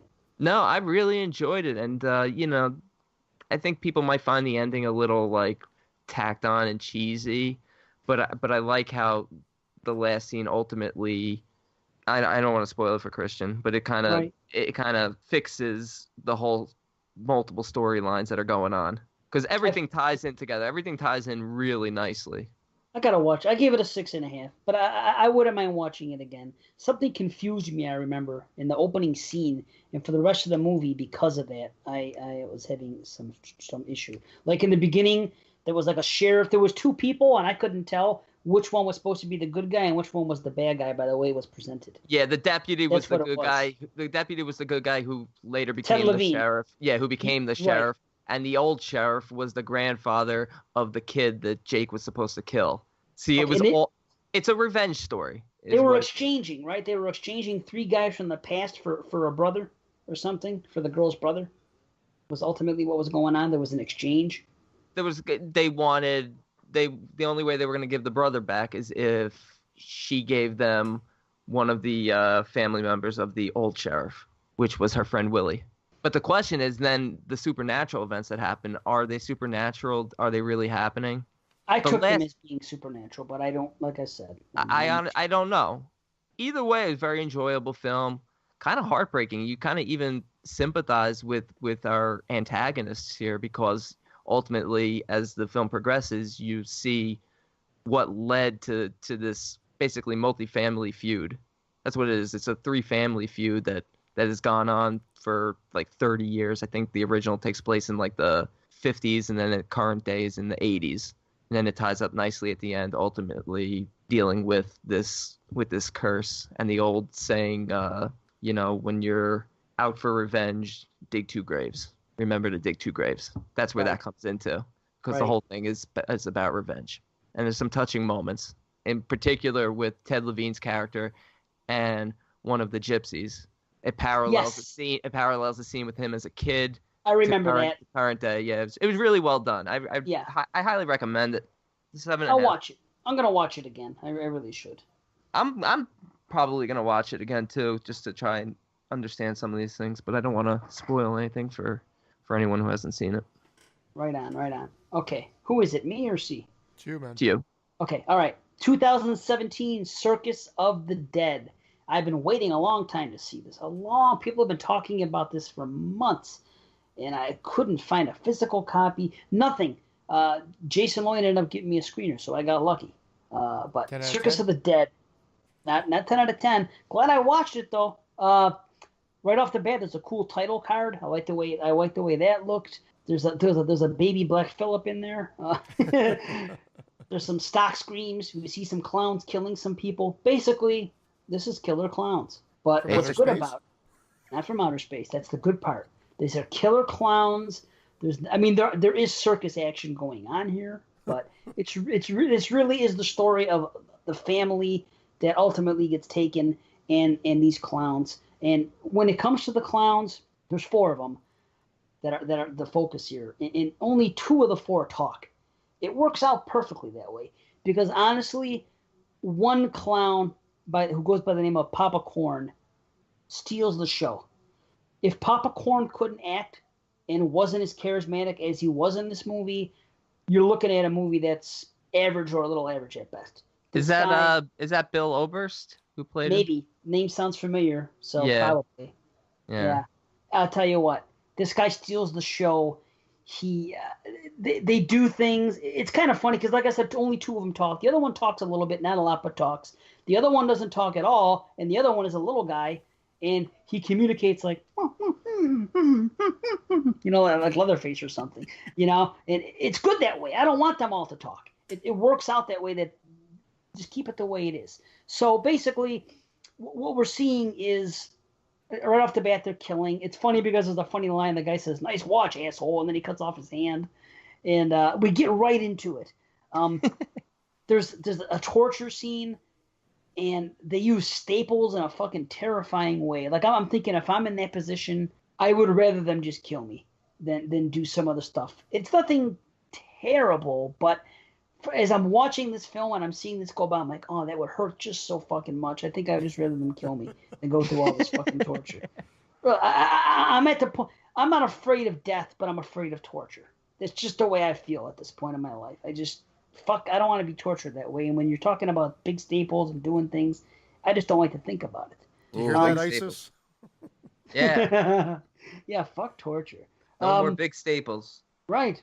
Now, there's a family. There's a man and a woman and their child. And you know what? You actually like the family. I'm okay. The guy's a little bit corny, but I like the family. So I can relate to them. They go to this circus. And what's really cool is, in the beginning of the movie, when the guy, the nice wash asshole, and the torture and the staples that I'm talking about, this guy, I'm getting excited because they dress him up. And I'm thinking, please, when this show starts, make this guy a part of the show. And they do. They have their victim as part of the show, but he can't talk, and he's dressed up as a prisoner, and they're beating up on him. So the crowd is watching this fucking thing, thinking that he's a clown and it's part of the act, but they're actually abusing. Yeah, that is cool. I was excited. I was hoping that this. I was hoping they'd beat the shit out of this fucking I was like, please make this guy part of the show, because if I'm writing it, that's what I would do. And sure enough, they did, and it's cool. So they call a guy down from the audience, and the clown, I think he probably rigs it, whatever. The clown is already looking at the chick, the wife of the husband. And the husband, he gets selected to come and take part in the play. And, the presentation. So he comes in the middle of this stuff, and right away with the clown, Papa Corn says to him, I'm like, holy shit. The guy said, what'd you say? He says something terrifying to him right off the bat. So there's fucking, they have bad intentions. Then after the show, they take him in the back, and they try to get the address out of him because they want to get him involved in something. I forgot exactly that part. Now, I'll tell you this. The budget definitely shows. This is a low-budget film. There's no doubt about it. The gore, they did the best they could for the budget they had, but in other ways, unfortunately, it shows. There's not much you can do about it, But this clown, he breaks character throughout the film. He comes off like he's almost an English the way he talks sometimes, but then when he gets serious, he comes out of it like he tries to act like a normal person. Like when he's talking to the guy backstage. He's like, okay, this is what we're going to do. And he breaks the character. But then he goes into another character. So he kind of does 3 different things throughout this film. But like I said, very charismatic. He's great. Some people can't act, you know. The sound design is a little weak. There's a kid in a car. They jump a car. There's a little kid, and he's trying to act scared, and he can't act scared. It's almost, you ever see like a kid that can't act scared in a movie, and they try to act like they're crying, but it almost looks like they're laughing, or they're just, I don't know. There's just some unfortunate things here. Some of the gore is better than others, but Papa Corn does a great fucking job. He's just terrifying in this role. They go to the news a couple times. They have news flashes because the family goes missing. And they have 2 or 3 instances where they go to the news, and that stuff looks the most legit of any of it. It looks like legitimate news. Even with the low budget, they nailed that. There's a bad CGI bullet hole. They never fucking look good. You know, it's just, the first half of this movie is great, leading up to what's going to happen with this family and when they're terrorizing this guy. It's more about terrorizing this guy than anything. The second half, they just kind of go ape shit and they go on a rampage, which is a little bit unbelievable, but you're just kind of along for the ride. There's still good cinematography here and there's good lighting. So it's a real mixed bag, but the performance is so good, and what we get, I want to see more of it. And so I know I'm going to come in a little high than some people are, but I'm giving it a 7.5. And that's Circus of the Dead, and I am recommending it. I could see some people watching it and saying, that was kind of shitty, low budget, nothing special. But honestly, the performance of this guy that plays Papa Corn really steals the show. So cool. What's the grade? What's the grade? I'm sorry. 7.5. 7.5. Okay. Yeah, I enjoyed it. Yeah, check it out. And there's going to be a sequel, and I'm excited about it. Hopefully, I'd love to see this director with a bigger budget. And they got to have Papa Corn come back. Otherwise, forget about it. But if they can get them to come back, if Papa Corn comes back and it's the same director with a bigger budget. Keep saying Papa Corn. Papa Corn. Papa Corn. He steals the show. I have to keep saying his name because without him, forget about it. Who's this? Papa Corn.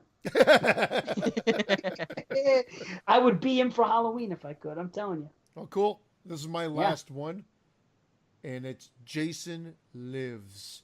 Nice. Hopefully we can do this quick because we got a couple Friday boys here and whatnot. Well, I watched it for the first time in years. And that's the reason why we're doing it. I'll get into it. All right.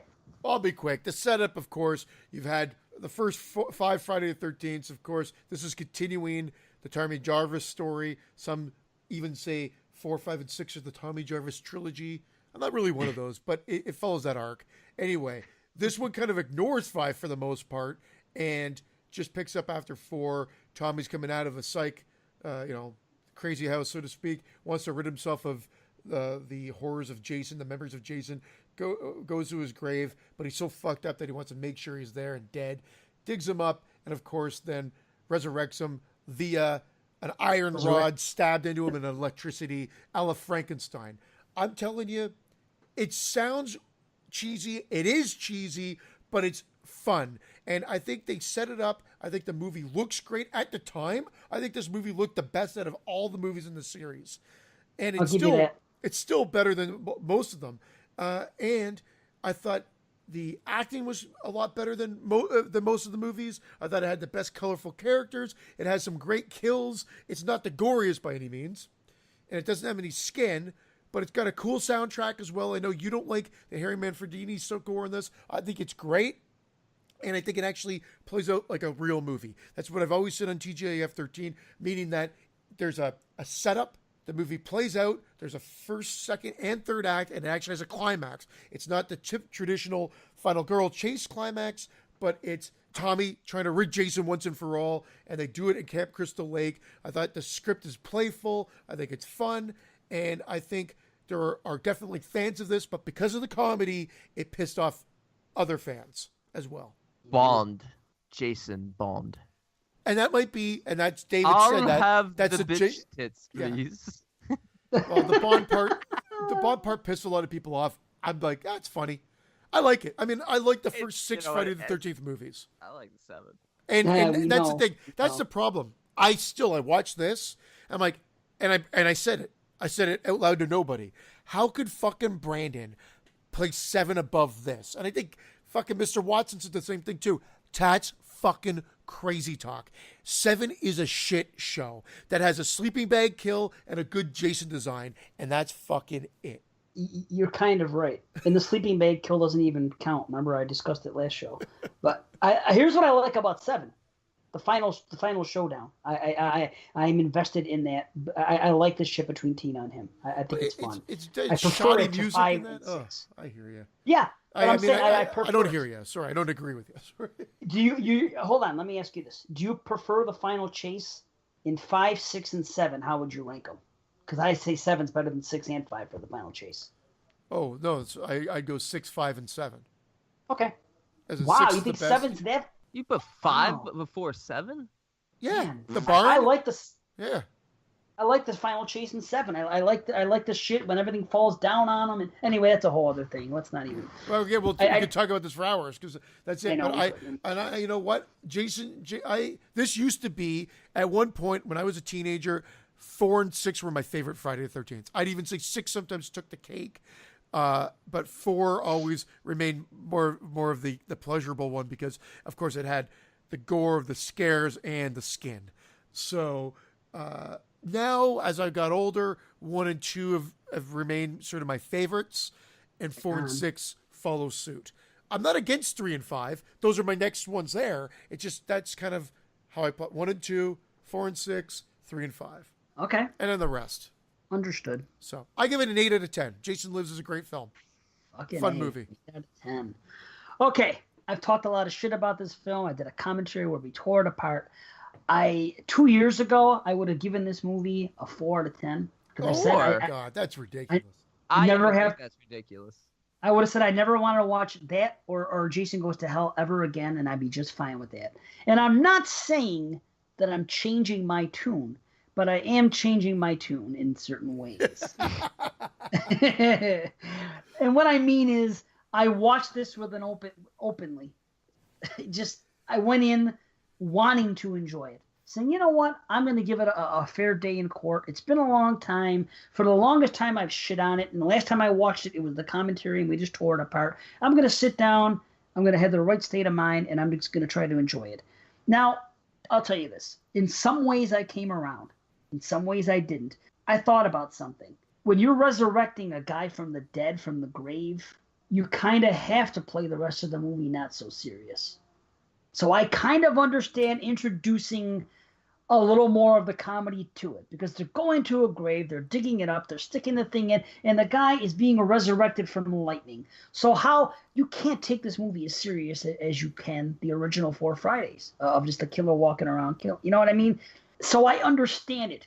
But in a way, this is kind of like the Nightmare on Elm Street 4 of this franchise, where what I'm going to say is Part 3 introduces some comedy. Part 4 fucking runs it into the ground and takes it way the fuck too far. That's what happened here. New Beginning introduced more comedy. They had the goofy characters with fucking Ethel and the kid and some of the one-liners. There was a little more comedy in 5 than there was 1 through 4. Then 6 took it and fucking ran it into the ground. Same exact thing. Now, I take back what I said about the score. When I was thinking about the Manfredini score, I always think about the stupid, ridiculous, the stupid shit with the fucking jerk-offs, especially the guy with the glasses running around in fucking bitch tits Jason daytime scenes. Utterly fucking as ridiculous as watching Meatballs. Worse, more like Meatballs 2 ridiculous. Awful. Awful fucking shit. And when they're chasing Tommy in the graveyard and they're doing all those drums and it's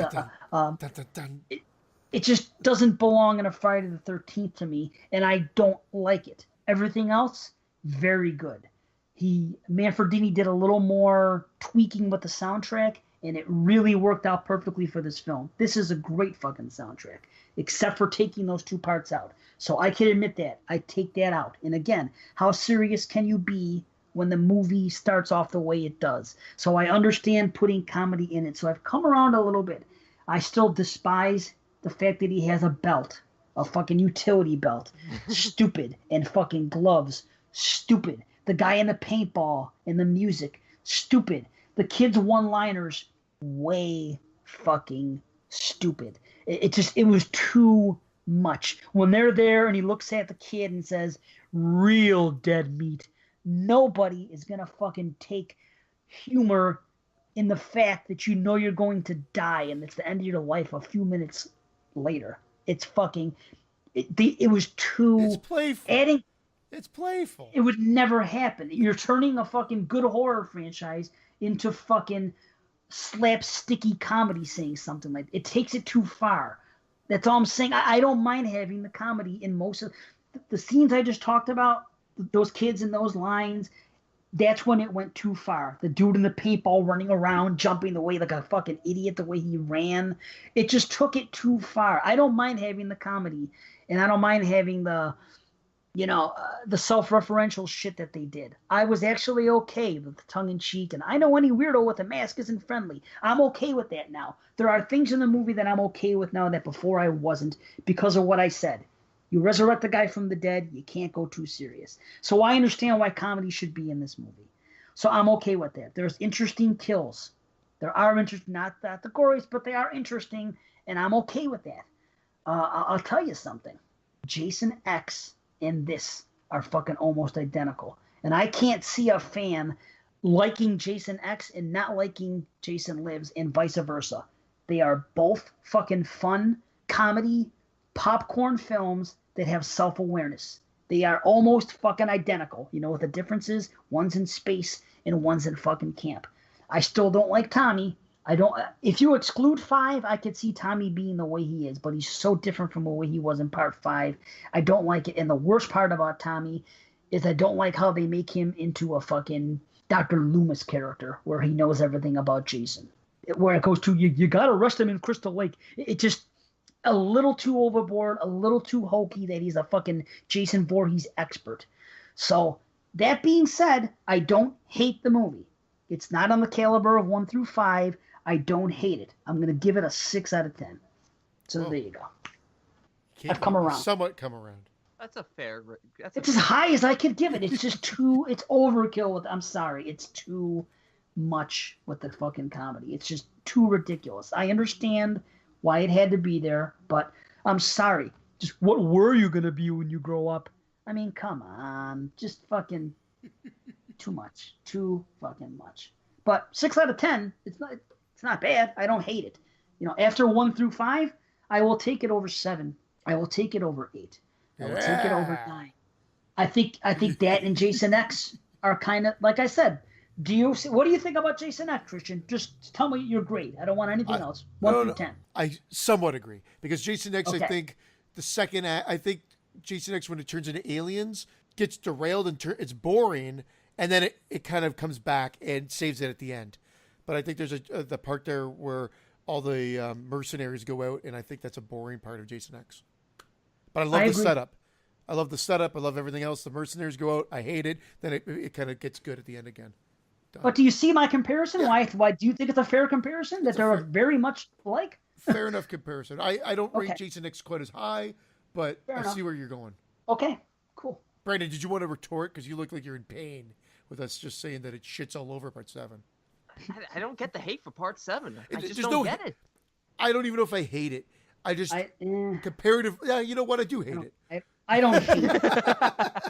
I don't hate it. I just don't think it's anything special. And I'll enjoy it sometimes, and then I'll hate it another time. And like it's just I go back and forth. What's left? Anything? I have one more. What do you have, Dave? You have one more too? Do I have one more? Let's see. I know I got to just talk about the alien thing, but I think that's it. Yeah, that's it. I just got to talk about. I have one more, and I actually wrote out what I'm going to read because this is a very tough film to talk about. So I wrote out what I wanted to say about it, and I'm going to read it. And this is also a new film that actually just popped up on Netflix. I believe it was made in 2015, but it just came out. It's Sion Sono's Tag. So what we have a schoolgirl named Mitsuko, who is the sole survivor when the bus she is on is cut in half by a malevolent gust of wind. Everyone is sliced in half, and Mitsuko survives because she was bending down to pick up her pen. She runs and escapes the danger as others are sliced in half by the same wind. She winds up at another school where all the kids recognize her, and she sees her friend Aki. They skip class, and a group of them go to the lake. Mitsuko tells her friend of the incident, and they all play it off as a dream. Her friend Sir, short for surreal, tells her that life is surreal and not to let it consume you.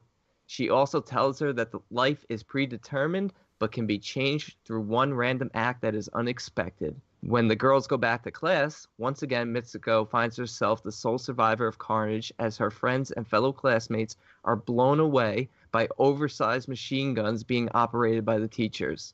From here, What the yeah. fuck?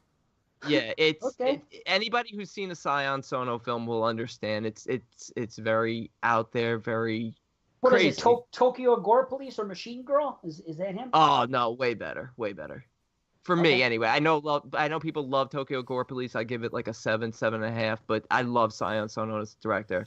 So from the Okay. point where the teachers kill all the students, Mitsuko finds herself in other scenarios. One as a 25-year-old girl named Keiko who is getting married, and the other as a runner named Izumi. Both these situations are presented with different girls, but deep down it's still Mitsuko, and both circumstances play out with horrific results. So when we get to the final act, we see our first male characters and learn the truth about what exactly has been going on throughout the entire film. Also, throughout the film, Mitsuko's friend Aki shows up to help guide her through this nightmarish fantasy. The film is satirical of the genre it presents. It can be interpreted as a feminist film talking about women conforming to certain ideals that are placed upon them by society. It's bloody, it's crazy, it's what the fuck, and it's great. Sion Sono makes films that you just can't turn away from. 8 out of 10. I'll check it out. It just came out this year then. Yeah, I know some people had it like last year. It had like, I think, a foreign release, but American release this year. Just popped up on Netflix. I've been wanting to see it for a while. It's, Sion Sono makes films that are very confusing at times. There's definitely deep hidden meaning, but on the surface, there's enough gore and craziness that you can take it just at face value and enjoy it for what it is. And it's short. It's like 85 minutes, which is short for him because he also did a film called Love Exposure, which I love, but that's a 4-hour movie. Holy shit. Wow. Yeah, he's also done, I think he did He Suicide. XT, didn't he? Did what? Did hair extensions? Did he do hair extensions? I think he did hair extensions. He might have done hair extensions. He's done a lot of films. He's done Why Don't You Play in Hell, Suicide Club, Suicide Club. Yeah. Coldfish. Coldfish is the one I saw. Yeah, I haven't seen Coldfish. Coldfish I is have not. yeah. You're right. He did do XT. Okay. Yeah, he did Strange Circus, which is a fucked film, also great. So he makes visually stunning films, and this one I really highly recommend, even though I'm not sure I understand it 100%. It's on Netflix. It's on Netflix. It's definitely worth watching. Cool. There's a lot of CGI. You know how the Japanese gore is. It's always very CGI and over the top. No, It's always like somebody's cut in half, and then you see like the blood spurting out for like 4 hours. Yeah. So just go into it with that. Don't expect to see practical effects, but it's really fun film. Right on. I'll check it out. 8 out of 10. I'll have to check it out. Anytime Yeah. you guys give a rating of fucking 7.5 or higher, I'll watch it. It's just the way it is. Yeah. So, right I'm on. a fan of this guy. I'm a fan, and I Cool. haven't seen all of these films. He's got a lot of David films. Lynchy in a sense. The I Japanese. probably wouldn't go Lynch- that far because David Lynch will even say there's like no meanings in some of his films, but he's definitely maybe you can draw that comparison for his type of films. I'm saying There's in the description that you even said of this, it just reminded me of Lost Highway almost, someone of a character becomes someone else, and Okay, that's fair. Yeah, because That this type of thing. character is played out in 4 different scenarios, and in 2 she's herself, and in the other 2 she's 2 different girls with different names and looks like different girls, but is aware that she's still her. But it's really cool the way it ends. I really like the ending. It gets absolutely crazy and sci-fi-ish, but it's really cool the way it ultimately ends, and the way her original friends come back to sort of help her in the end and guide her. Nice. What is it now? What'd you rate? 8 out of 10? And it's called 8 out what of 10. again? It's called Tag. Tag, you're it. All right. Yeah, and that's basically what it is. Nice. Yeah. Okay. So what's left? Christian, do you have one or no? Are we that out? was it. That's okay. I'm ready. I'm done with my ahs. I'm gonna run my thing quick because Oz. Hello. You're going back to postmortem? Shout out to Postmortem, by the way. That's right. Check them out. Postmortem Radio. My old show. I didn't do any. I was on that show for the first 20-something episodes, and it was I just couldn't do 3. I couldn't do 3 podcasts. It's a lot. I was dying. It's just too much. Yeah. Yeah. So. And this is like a full-time job almost doing Exploding Heads. So. That's it, man. It's so much. What are you gonna fucking go on to next? I'm gonna go nice and quick. Check it out. I had to watch the Alien franchise. All of them, because it's Exploding Heads. Because 22 Shots were doing their review, and I hadn't seen all of them, and some of them I had only seen once, and it's been a long time. So I said, I'm going to rewatch, and I watched them all last weekend. Like, within 2 days, I fucking just watched all these fucking movies. So I'm just going to say, what? And you didn't do the Alien versus Predator ones, though? Never. I have no desire to watch those films. Never. No, I have no desire. I have... Since I've been a kid, the idea of versus films has been a turnoff for me. Everyone loves them but me. I have no desire to see fucking versus. I don't give a fuck about this person versus that person. I don't know why. I just don't care. What about Joe versus the volcano? I'm pretty sure that's a recycled joke. I think I used it on the show already. Whatever. I didn't see it. I watched Freddy versus already. So let me try to run through this because the reason I wanted to say it is because number one, I think that my ratings are going to be different from everybody else's, and I'm kind of confused about why people hate some of these movies. But obviously, Alien is like a top 10 or top 15 movie for me. So it's a 10 out of 10. That's all I'm going to say. It's fucking Alien. Aliens. I got to tell you, I've always not been a huge fan of it, never hated it or anything, just not been a huge fan. Everybody seems to love it. Again, I'm not an action kind of guy, so that's on me, I guess. It's just not my cup of tea. I'm not all that interested in the whole freaking jarheads in space thing going on. It's just, I don't know. That's totally what it is, you know? That was the alternate title. Jarheads in Space. It should be. Fucking should be. I always liked the third act because it was just all about her and the alien. And I thought that was cool. I've always liked that. I could care less about having a kid. You know how I feel about fucking kids in these movies. It's just, she was unnecessary. I'm not really into fucking kids in movies either. Oh, shit. So anyway, yeah, Newt, whatever. I don't need it. It was an angle they didn't have to do. I didn't have to. Here's what I don't understand. I'm going to ask you guys a question. If you don't have the answer, don't answer it. I don't want to take long. In the beginning of Aliens, she tells her story, and nobody fucking believes her. And then 5 minutes later, all of a sudden, they're all getting geared up and ready to go. What the fuck did I miss? It's stupid. 5 minutes later, they all of a sudden all change their mind without getting any more information. She says, "Oh no, you can't do this." Alien. She explains all her shit. They're like, "Oh, you're out of your fucking mind." They tell her. They don't tell. You know what I'm saying? I'm paraphrasing. But she says, "Hey, this is what's going on." They're like, "No, you're absurd. That nothing like that is going on there." And then 5 minutes later, we got to go there and get this checked. I'm like, what the fuck did I miss? I think they do believe her. I thought they did believe her, or I think it's because he wants to go back to get the specimen. Well, the way I remembered, like I just saw it, specimen. Maybe I'm wrong. But it seems to me they don't believe her. It seems to me that they don't believe her. They make her sound like something's wrong with her, and then fucking they turn around and all of a sudden they all believed her. And I don't know how that came about.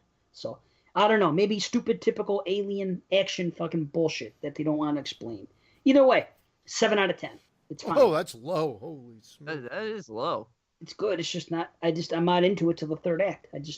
And I love the way part one. I love fucking the first one. So anyway, that's it. Alien 3. I've only seen once before. Watched it. Fucking liked it.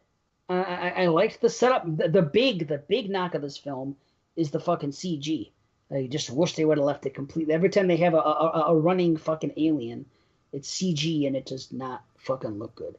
But I like the story. It's more like the first one. It's more seclusion. There's no guns in the movie, which is the big plus. I enjoyed it more. It's not the greatest thing, but I was fine with everything that went down in it. And I'm glad they killed the kid right away and didn't have to worry about that. And it's just Ripley, and I like the gimmick of her being there and the men. And now, after they killed the kid, did they fuck him? Fucked him before. Fucking kids. 7.5 out of 10. That's Alien 3. I like it. Isn't there 2 cuts of that film? Yes, I watched the one Yes, I watched that one. Which one? The thing about Aliens, the assembly cut, I think, is the director's cut. I could be wrong on that. We'll let other people correct me. And then Aliens, the problem is James Cameron's director's cut. I prefer the theatrical cut because he puts that fucking 45 minutes. I don't know if it's 45 minutes, but that huge scene back on the planet again where you see everything happen that they talk about later on in the film. And I loved it the first time. I think I talked about this on the show. First time I saw it, I'm like, oh, this is fucking awesome. But then you realize the movie's already 2 hours long, and now making it 2 hours and 2.5, 2 hours and 40 minutes. If you just keep that out, the movie clicks along a lot faster. That's what I hate about these fucking movies. 45 different cuts. Yeah. Just put out one cut. Cameron was the king of that. Yeah, I know. He was the one that started it, man. Abyss, director's cut. Right. Anyway. Dude, I watched the theatrical of Aliens, by the way, but I watched the special edition of Alien 3. Okay. And if you I'm just going to say right now, if you say Alien Resurrection came in higher at an 8, then I'm going to fucking leave the show. I'll tell you something. I've never higher than an 8, you said? If you it's an 8 or higher. Well, I'll check this out. I've never watched Resurrection before. I've owned it in different formats for years, and I never heard a good thing about it, so I was kind of dreading going into it. Well, because I went in order, I watched it right after I watched fucking Alien 3, and wow, was I surprised. I don't know why people don't like this fucking movie. The only thing I could think of is that Ripley's character is vastly different, and it makes sense that she's vastly different because she's a fucking rebuilt thing. It's not really Ripley.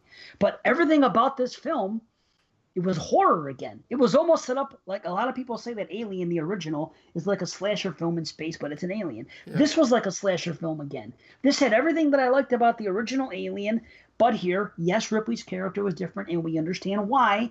But the whole thing with the baby and with them going away because they knew that the mother's inside and all that other, for the life of me, I don't know why this movie gets shit on. It's the first time I ever watched it. I was expecting it to be a fucking turd. And I enjoyed the hell out of it. And I give it an 8 out of 10. Bye. Christian, it was nice working with you for the first 39. There you go. Why? Why is it so? Why is it so bad? Why don't what? Well, I've only watched it once. So I'm being overreactive there. But I just remember seeing it in the theater and thinking it was an utter bore. I think I actually fell asleep. I wasn't bored at all. I wasn't. Matter of fact, it's the shortest of. It was an hour and 50 minutes. It was the shortest of all of them. It was the only one that was paced well. I'm not gonna say anything bad about the original, but after the original, it was paced just fine. There wasn't bullshit in it. I went into it expecting it to be a shit, and I fucking was like, why do people hate it? The only thing I could think of was, like I said, because the Ripley character wasn't, because 3 really ended the series perfectly, honestly. The way it ended with her going in the fire. It's fucking swan diving. It was fucking sweet. And we kind of expected it to happen at that point, but it was a sweet. So I understand people saying, why did they fuck with that Coda? Why did they bring her back and do this? I have no problem. I think they wrote it just the best way they could, and I really enjoyed it. So what can I say? Then that brings us to Prometheus. I've had the Blu-ray for a while. I watched it when it first dropped. Didn't like it a lot, and I'll tell you why. Because the whole time I'm waiting to see the tie-ins to Alien and waiting for them, and they don't come. I'm like, is this the scene? Is this where we're going to see the engineers here, and it's going to pick up here? So the whole time watching it, I have Alien in the brain. And that ends up being a fatal problem, but it can't be helped in a movie like that when you hear it's the prequel. So this time I watch it knowing what I got into, and holy fuck, this fucking movie is beautiful. I really thoroughly enjoyed this movie. I think it's great, and I give it 8.5 out of 10. No, I agree. There's some messy parts to it. I remember there's some really silly parts to it, but overall, the movie I remember kind of was creepy. The score was big. I saw it in the theater, and I'm like, we said, yeah, there's some messy parts, but overall, I just loved it. It's great. Like I love the feeling of it. Sorry, it's not my favorite of the series by any means, but well, I implore anyone that's only watched it one time to watch it again with the knowledge of what this is now, because I think you will enjoy it much more. That is 100% what happened to me. I haven't watched that movie since the first time I got it, and didn't want to, and I'm so glad I watched it. So then that brings us to Covenant, and Covenant picks up where Prometheus left off. In a manner of speaking, it's 10 years later or whatever, but it picks up the story, and you think it's going to lead you to Alien. Doesn't exactly do that. There's an interesting story going on here. I like that they use the soundtrack from the original Alien in this. I think, for me, it was a little convoluted. That could have just been me. I've heard a lot of mixed reviews on this movie. It's nothing like Prometheus, which was the biggest disappointment. It's the same director. I was expecting it to look nice, cinematography and everything else, and the beauty of Prometheus. None of that was here. And that was the biggest. It's like he just didn't give a fuck. And I'm very surprised after seeing Prometheus. And I watched them back to back, so I was like, it's almost like I'm surprised it's the same director. There are similar shots to Alien and to Prometheus in this inside the ship, the way they make it look, that are only in those 3 movies that I can see is Ridley Scott. But aside from that, not so much. Not a horrible movie, just disappointing when you're talking about Prometheus. It's a 6.5 out of 10. There you go. Okay. So here's how I rank them.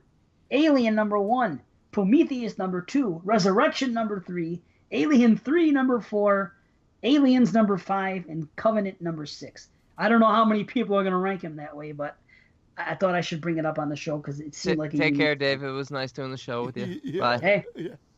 I don't know what to tell you, man. Solo cast. I don't know. Watch the movies again. What can I tell you? Watch Resurrection again, definitely in 3. When they say like we were talking about this a couple of different times. I think Watson brought it up. I mean, your taste is your taste, but it can't be wrong. Yet that's fucking wrong. Like you. No, his taste is for big salty cock, apparently. Well, you have to understand the Aliens thing. Yeah. I'm not into action flicks. It's a fucking action flick, and I'm not into it. I'm not the biggest fan of the franchise. See the thing. Look how high that. But I am a fan because look at you rated it 7.5. It's a solid franchise. Everything is a 6.5 or better out of 6 movies. Yeah, I'm not sure I'm giving any 10s out on it because I'm just not the biggest Alien fan. But again, I haven't given them enough of a fair shake. I've only seen them. I haven't seen Covenant. I've only seen all the others, with the exception of the first 2, like once. Well, there you go. Do what I did, and maybe you'll have a change of heart. Yeah. You know what I'm saying? Try it. Go in there open-minded and see what happens. Yeah. So there you go. That's the Alien franchise in a nutshell. It's a beautiful specimen.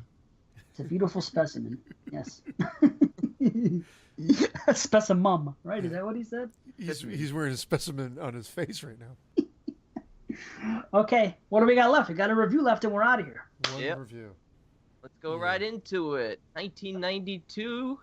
Dr. Giggles. A doctor comes to the town where his crazy father was murdered and soon begins murdering people and becoming infatuated with a young teenage girl who has a heart condition. Starring the late, great Larry Drake. Oh, when did he pass away? He passed away last year, but for some reason, I really thought he passed away years and years ago. I don't know why. I thought he had died like 6-7 years ago. I didn't think it was that long, but I thought the same thing. I thought it was at least 2 or 3, and then it was like, March 2016. What? He's the king of one-liners. Dr. Giggles. He is. Well, take my wife, please. Take my wife, please. Yeah, this is this is a Thanks Freddy movie for sure. Without a doubt. It is, but I think it was a parody that was played straight almost. And I think that's the thing. It's almost like a parody of a slasher film, yet they play it all straight, except for his fucking whacked out one-liners and the oversized doctor utensils that he takes out. That stuff's all souped up. So you're kind of like, that's where I think people could get confused. Like, is this a joke? Is it serious? Like, what the fuck? I've always loved it. And the reason I bring it up, and I brought it up on the shows before, is because it's beautifully shot. Like, it looks amazing. Good. I agree. Yeah. There's some decent gore in it. And I love the over-the-top, fucked-up story to it. I really do. I just find it fun. I enjoy it. I don't know where I'm going to come with my rating. I'm going to see where this discussion takes us, because it's it's kind of an in between. And I think you guys think I'm coming up at like a 9 or a 10. I'm not that high by any means. I really enjoy this film. I think it's fun. It's fun. I had it on Laserdisc. I watched it a bunch of times. The opening credit sequence alone, I love it. With going through the blood tubes. Oh, yeah, the blood. It's CG, but it's well done. Yeah, it's beautiful. The only time it reminds me of? What does it remind you of? Doctor Who. Doctor Who? No. Those things floating around, those blood things, whatever they are. Remember Red Hot Dollars, that candy? Oh, no? I don't think we have. Those round red fucking cinnamon things that with a dollar sign on it, they were called Red Hot Dollars. They were around like in the 80s and 90s. I remember Red Hots. I didn't know they had dollar signs on them. Well, Red Hots are the real small ones, aren't they? I don't know. Hard candy. No, these are like juju type things, but they were cinnamon. Oh, they're chewy cinnamon? Yes, they're chewy. Yes, they're about that big. They're big. I want them now. They're not like the little Imperials or non-Imperials or the fuck they're called. They're like that big. Whatever the fuck they're called, you know? Or non-Imperials? What are they, Star Wars candies? Non-Imperials, yeah. Nobody knows what I'm talking about? Red Hot Dollars? I have no fucking clue. Yeah. I'll find out up on the next. Somebody knows. I know they do. I want to find them, though, since they're chewy. They are chewy. They're good. I don't know if they make them, but that's what I kept thinking of. And I like the title card in the beginning, and you know, here's what was ridiculous: the fucking stock screams. Which actually, I think those stock screams were in some other movie that I talked about earlier on a Triple R. But you know that famous female scream? That wah! I don't know what it is, but you know there's stock screams and you hear them. I can't do it. I know what you're saying. They sound exactly the same. It's like the Wilhelm scream. You know that guy Wilhelm scream? There's a woman scream too, but no one knows what it's called. It's Wilhelm von Schneiser? Yeah, that too. Yeah, that too. Well, that whole opening looks good until you get to the heart. And when the heart's beating, it looks a little CG. And then the scalpel coming in. But what a great idea. The camera comes out and it comes into the operating room. And that's how we get introduced. And you think, okay, here's a doctor. And then how that plays out, I thought was great. How it's all the crazy. He released all the crazy people. They're the ones watching the operation, and he's just going and pretty much killing the doctor on the table. You win some, you lose some. Yeah. Should have kept his hands to himself. That's all. I didn't realize he was killing the doctor. I didn't even occur to me who he was killing. Wow, that's cool. Yeah, he was killing the doctor. Wow, that's cool. They do the exposition so quickly too. I thought that was great too. They do it so quick. Patient 193, and they say Dr. Giggles. Dr. Giggles. For the type of movie, it's set up perfectly. You get your crop of victims and some cool kills. Yeah, you do. You do get that. It's fine. It's fine. I wish I would. Go ahead. No, go ahead. I was gonna say I wish there was a little bit more gore, but we do get a taste of it. I do like the flashback story with his father. Yeah, I do too. And his sick mother. Yeah. And ultimately how Dr. Giggles survived when the townsfolk basically lynched. I always thought that was creepy, and I think that's what they saved it for. I think that they said let's keep that, because remember, this is in the heyday of when they were coming down on the movies quite a bit for R ratings and whatnot. So I thought this still got a good amount of blood out without feeling like it was cut to shit. Because you do get to see stuff like blood pooling and just it's more the crunchy, like the fake head of that woman with the dog when she gets the thing put up her nose. Fucking epic fake head. I didn't realize that. I just thought it was a great kill. It bugged me the fuck out when that happened. Yeah, when man. He put the thing up her nose, I was like, that was a great kill. So I didn't even think about it being a fake head because I was bugging out too much about the kill. So that's a positive. That made me wince. I was like, ooh, fuck, that's a creative kill. I like that, you know? But about that woman, the first time you see that woman walk in, I thought it was a man in drag. 100%. Ooh, crazy Elaine Henderson? Yeah, dude. And her dog Erica? I watched this movie twice, and both times I saw that part, I thought it was a man in drag. Just for that first scene. I don't know why. You thought or you wished? I thought. I promise. I thought the acting was good. The main girl is really cute. She's been in a ton of shit. Oh, she's adorable in this film. Wasn't she? Wow. She was. Wasn't she in a big TV show? She was in Charmed. Charmed. Yeah, that's what it was. And I didn't notice her on Charmed. Like I thought she was like number 3 in line as far as looks. You know, I did. But in this movie, She's like 19. You know what she looks like? She is 100% a combination of fucking Danielle Harris and Neve Campbell. No question. Next time you watch it, you'll see it too. 100%. I'm telling you, I could not get over Jennifer Campbell, right? Yeah, but she was great. And the guy, oh no, that's her character, Holly McCombs. Holly Mary Combs. Holly Marie Combs. The dad is good too. He's been in some stuff. They got some good actors with it. The Michelle Johnson that was in like Waxwork and Blame It on Rio and all that. She was like the stepmom. Yep. Okay, all right. And the boyfriend was like the guy that was on Roseanne, but he like died like young. Like he died of like a heroin overdose. Oh, like really? 2002 or something like that. Oh, Max. Yeah. Wow. That was a weird. His character was weird. I don't know. It played out very strange with his character. You know what it was? I really loved slasher films, and what they were doing is dying. They were not coming out to the theater, so we had popcorn, and then this one came out. We had fucking Leprechaun. I thought was going to be good, and it was shit. Or I was hoping it would be good. I don't know why I thought it would be good, but I did, and it was crap. And then this came out, and I was dragging my girlfriend to all these movies at the time, and I remember going, "Oh, I fucking love that." Like I came out of the theater going, "That was great!" Like a slasher movie on the big screen, Freddy-esque because of the stupid one-liners, but gory, and it played out like a slasher film, like with the setup, with some kills, and then like a big chase at the end. Like, there's some fucking cheesy lines. Take two and call me in the morning. And it's too bad. That's a great kill, though. Is there a doctor in the house? I always thought that was hilarious because you're looking right out into the theater. Right. I forgot who says it, but there's a line where somebody says, "I don't have to promise you doodly squat." I don't even know, but that's hilarious. Doodly. I wrote it down. I don't have to promise you doodly squat. What about the crazy guy that wants to get lucky with his girlfriend by stealing some of his mom's lingerie? Mother's lingerie! Oh, I was about to bring that up. That was the creepiest thing in the whole movie. I'm like, and the girl doesn't even think anything about it. She's like, "Oh yeah, I could put this on or whatever." Like, I was like, "What? That's your mom's shit. Like, why would that turn you on?" That was fucking. What about the toilet condom scene? Made zero fucking sense. Why? So he drops a condom in the toilet, decides he's still going to wear it, but he can't pick it up with his hands. He's going to pick it up with a toothbrush. What sense does that make? He's still going to take it. He's still going to take it and put it on his dick after it's been in the toilet. Why not put your hand in it? That's what I couldn't figure out. I'm like, what's he thinking? Gross. I love the Dr. Mario. Oh, that's what Mario. As soon as you hear that music kick in. Yeah. It's just, you're like, and then he looks at the kid and he says, "Terminal." Terminal. Yeah. Back in the day when they used to make kids out to be zombies for playing video games. Yeah. All they fucking Terminal. So he doesn't even try to help him. He's like, "Terminal." Yeah. Back then it was a big deal, right?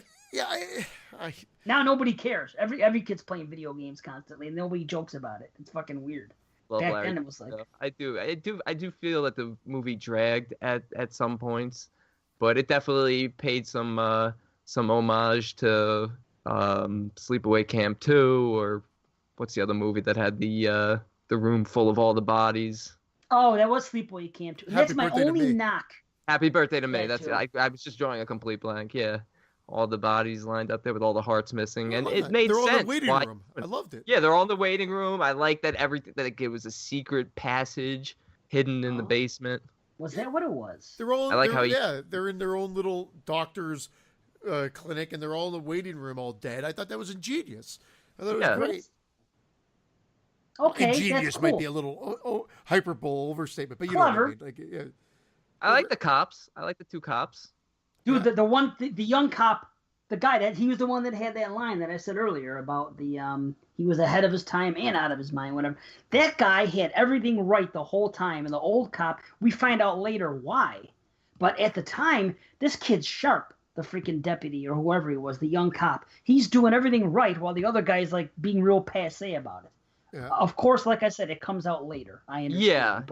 At the time I'm watching this, I'm like, man, this kid's on the ball. This guy's fucking blowing it off, but that kid was on the ball. I liked him. And I liked that subplot about him, about the cop and discovering it. And I love the whole fucking body inside a body thing. Yeah. Oh man, it's so... And I didn't think this movie dragged. I know you just said you thought it dragged a little bit. I actually didn't think this movie dragged. I was doing one and a half for like maybe 5 minutes total, and it wasn't and it was just when there wasn't dialogue. I just noticed there was maybe a little bit too much walking around, or maybe B-roll. I don't know. I could have used a little bit of. I don't think there's any nudity in this, is there? Oh, the dead mom, her breasts. But like, I mean, that's hardly. Love to motorboat those. Yeah, it would have been nice to see Jennifer something, but whatever. Or Max. Max. Hell, I like the girl. I like the girl who was wearing the mother's lingerie. Or I would have liked to seen the girl who got the giant Band-Aid. I've always wanted to get one of those giant Band-Aids. I love that. That funhouse she was great. Too. I love how they filmed that, using kind of like the idea of the funhouse, and then they use the cinematography, just a way to play around with it a bit.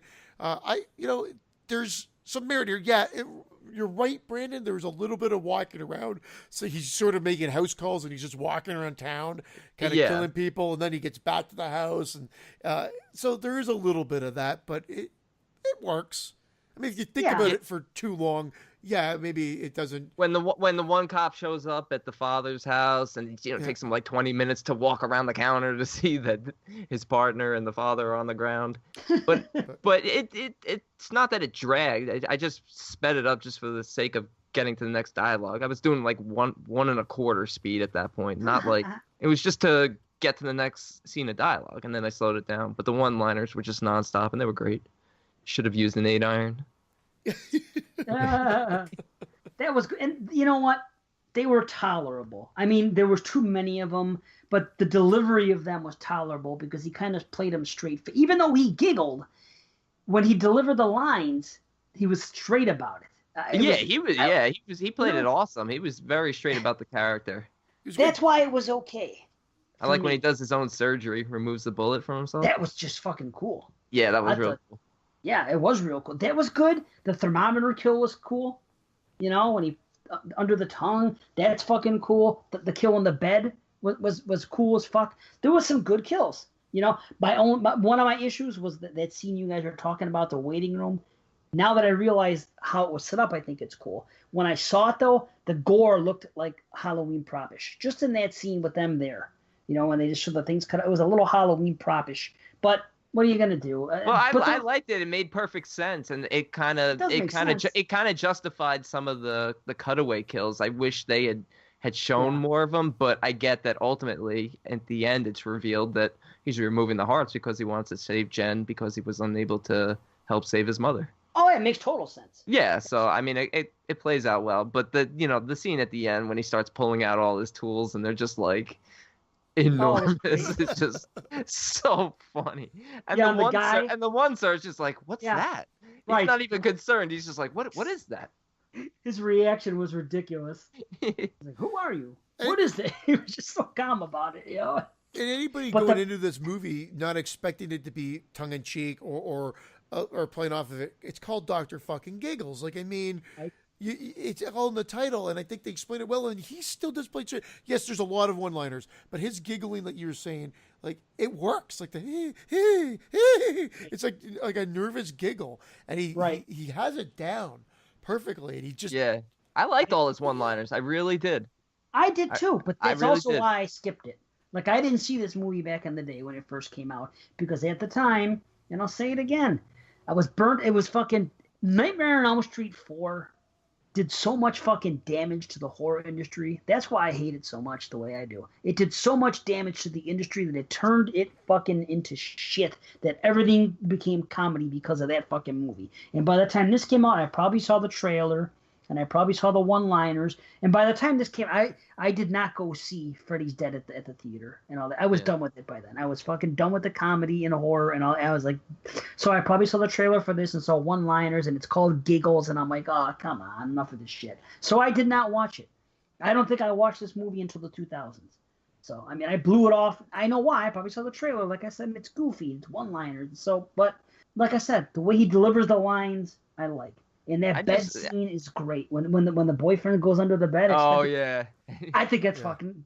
Yeah, it's like a Jason Part 2 thing, but a spin on it. It was cool. There's some cool things here, man. And what a horrible group of friends. What a horrible group of friends. Oh, they're shitballs. And they kill even the boyfriend cheats on her, and then in the end, she's okay with him. Well, because he saves her, so she has no choice but to be okay with him. He didn't really save her. He helped her. He helped her, yeah, I guess. Yeah, the black couple is probably the most likable. They killed them first. Yeah, and they killed them first, those ass, because they wanted to be assholes to him and play a joke on him. Like, way to kill the black guys first. Kids, both of them. Come on. Dougie Doug of all people. Dougie Doug. Yeah. How about how stupid that was? That he fucking said, "Oh, I think my shoulder's dislocated," just from going up against the fucking wall of the door once again. He goes, "Oh, I think I dislocated my shoulder." I'm like, "What are you, a fucking 90?" Ooh, when that needle goes into him, though. There's nice shots. There's nice fades from. They did a couple clever fades, with pigging out, and they show the pig carrying the pig, and then there's a couple of things when you see something going out the window and the way it transitions into the carnival. That was cool. Yeah. The funhouse shit was really cool. Very, very Hellraiser 2-ish. The way they did that shit. It's funny. It reminded me of that too.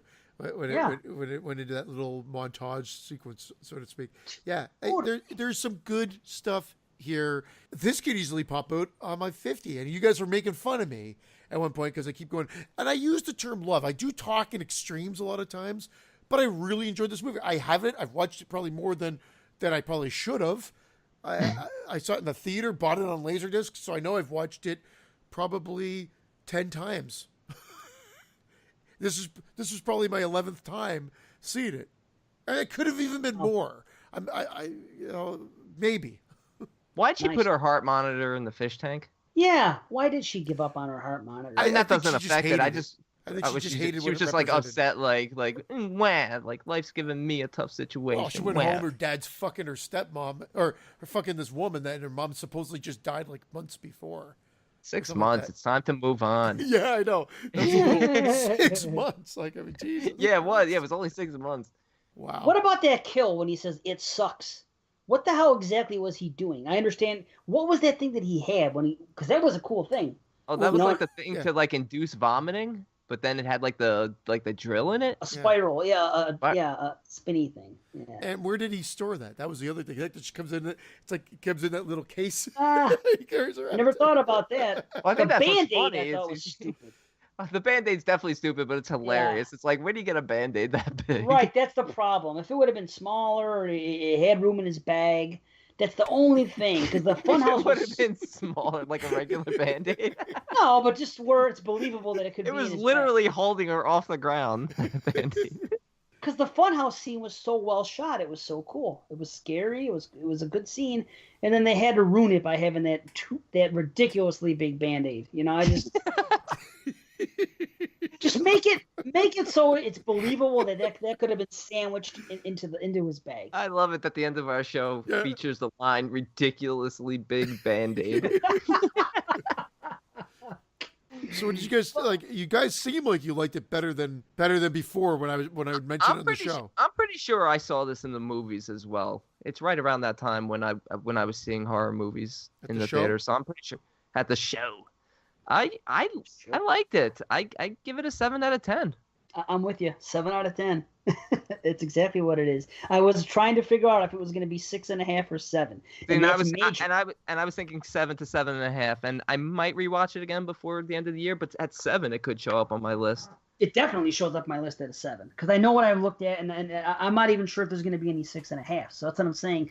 If it's 6.5. It's probably not going to make it. There's a chance, but from what I'm looking at so far, that's why it was important to have this discussion about this movie. I couldn't rate it yet. I wanted to see. But some of the things you guys said, and again, just talking about it and reliving the film, it just does that. There's something I want to point out. The kitchen floor. There was that great scene with the answering machine, and he's behind her. Yeah. That kitchen floor, does it look familiar to anybody when they fall to the floor? Does that kitchen floor mean anything to anybody? Okay, I wasn't looking close enough. It's okay. It makes sense to me because that kitchen floor was used in Misery and Silence of the Lambs and this movie, and it's the exact same kitchen floor that I had in my house as a kid for fucking years. And it showed up in 3 fucking horror movies. And it's unmistakable. I can show it to my brother. Say, Mike, come here. Look at that. What's that? He'll be like, oh my God, that's our kitchen floor from when we were kids. It's crazy. The crazy thing is Dave's brother's not named Mike. How would Brandon and I know that was your kitchen floor. Hey, look, that might have been Dave Z's kitchen floor. I'm just saying. Yeah, Dave, I guess I'm a little too tired to get mad at you about that, but Christian does have a point. How the fuck are we... Wait, no.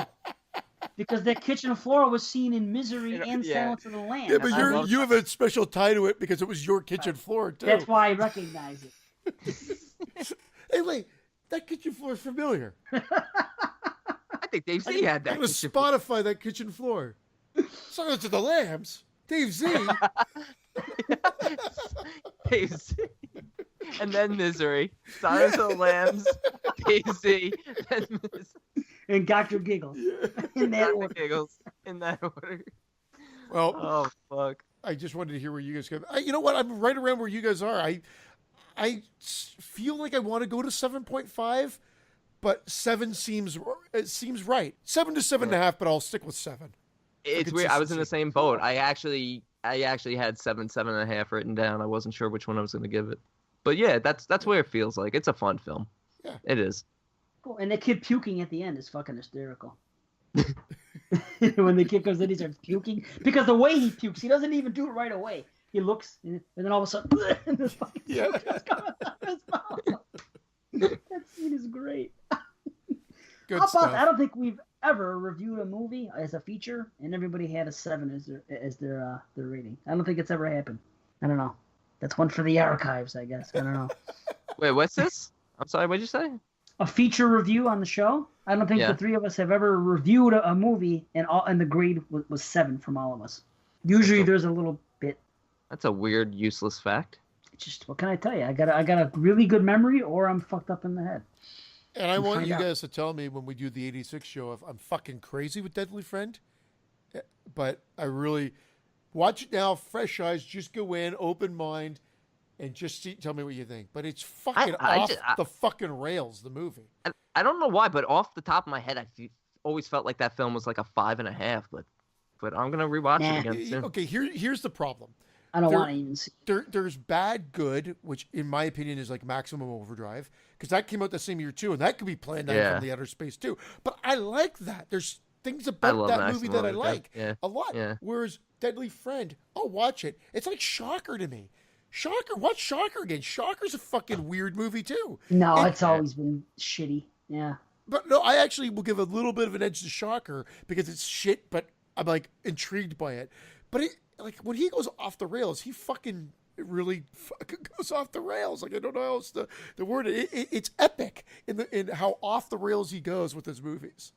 Dude, Shocker or Deadly Friend? There's no question I'm picking Shocker. Yeah, same with me. I don't even have to watch Deadly Friend to know. I'm just going by my memories of those two films. Yeah, me I'm too. telling you, if you rate the 3, I'll do Shocker, Hills of Ice 2, Deadly Friend. Holy fuck!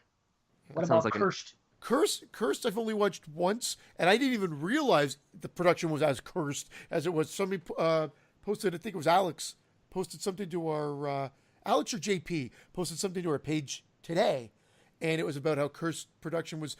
Skeet Ulrich, I didn't know any of this. He was in the movie, they'd filmed a ton of scenes, there's this whole Entertainment Tonight thing on it, and he was edited right out of the movie, and they refilmed everything. Really? Wow. Look at the link that they sent. He's not even in the movie. And it's him, Christina Ricci, talking about the movie and how it's going to be cool. It's coming out next year. And then he wasn't even in it at all. That's fucking funny. How about this? My Soul to Take is better than all those films. No, see, then now you're with, what's his face? The Woodsboro brothers. I've only seen it. I know they love it. I've only seen it one time, and I liked it, and I left it at that. That's off the rails, too. I put that up almost on par with Shocker. It's fucking off the rails, too, man. It's a little crazy. I like it. Like Shocker's off the rails, I like. My Soul to Take, I did it for one of our round robins, the same thing. But Deadly Friend. Oh, yeah, you did. Deadly Friend is just a batshit crazy movie. and I'll watch it again. Like, I'll watch it, but I gotta say, it's a bad movie. How about Deadly Blessing? It has its moments.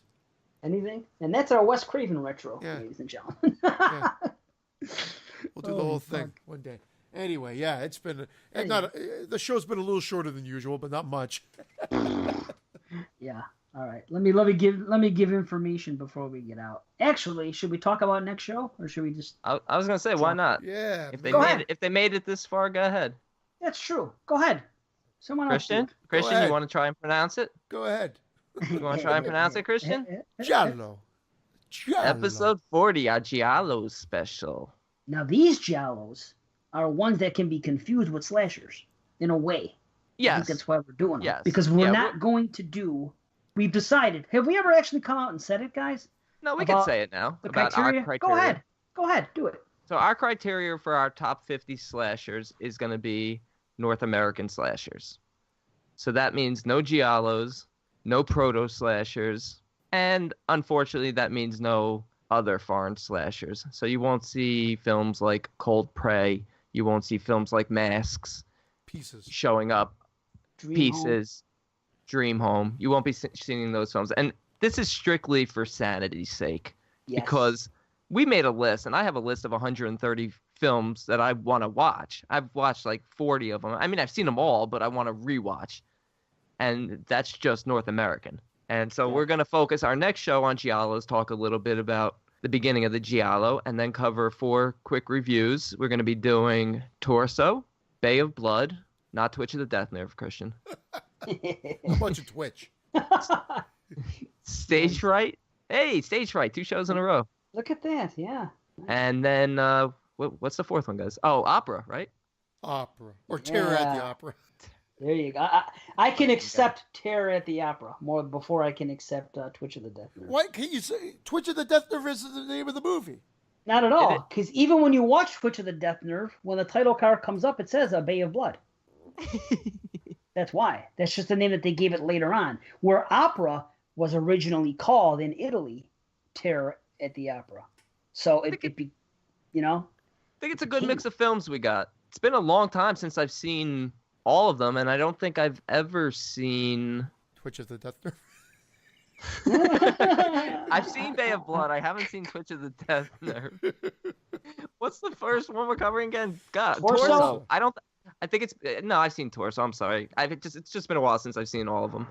So. I've seen them all in the past year. And a matter of fact, I saw Torso and Bay of Blood when we first started this whole slasher thing, just to see where they were going to go. So I watched them already for that fucking reason. So it was tough picking 4. Yeah, but 4's a good number. We're going to come in. It is a good number. If we were gonna do a 5th one, I was gonna recommend the the Girl Who Knew Too Much, the first Giallo film, right? The first supposedly first slasher Giallo, whatever the fuck we're talking about. It's all confusing, but that's what's cool. Here's the funny thing: we're gonna do the show, and it might be our shortest show in a long time because we're not fucking around. It's NFA, it'll be one take reviews. Fucker. We're coming in, we're reviewing the movies. We're not doing and we're going to R's, be speaking in Italian the whole show. Yes, I can do it, Pizza. Hey, sweet potato parmesan. So next show, Giallo Madness. Let me give information before we go. Guys, join the group page. I'll say it again. Give us some calls. 702-625-2224. Voicemail. That's what it is. ExplodingHeadsHorrorPodcast@gmail.com. Don't forget our sponsors. HorrorPack.com/go/explodingheads. Get on it. Save $3 off your thing, man. Off your subscription. Shit. Why not? That's it. Whatever. We don't need to say anything else. That's good. I'll tell you one thing. Just fucking share us, retweet us, promote us as much as you can. We still would love to have more reviews from you guys. I don't care how, we don't want 1 stars, but they don't have to be 5. But please, let's see where we can go. We got a lot now. We want to keep it going. We're very happy you guys came to our defense and made us feel better about the accusations, and it's all in the past now. So that's that. And lots of cool giveaways coming. And giveaways coming. All right. Everybody, have a good night. Exactamundo. We're the Exploding Heads, and you're not.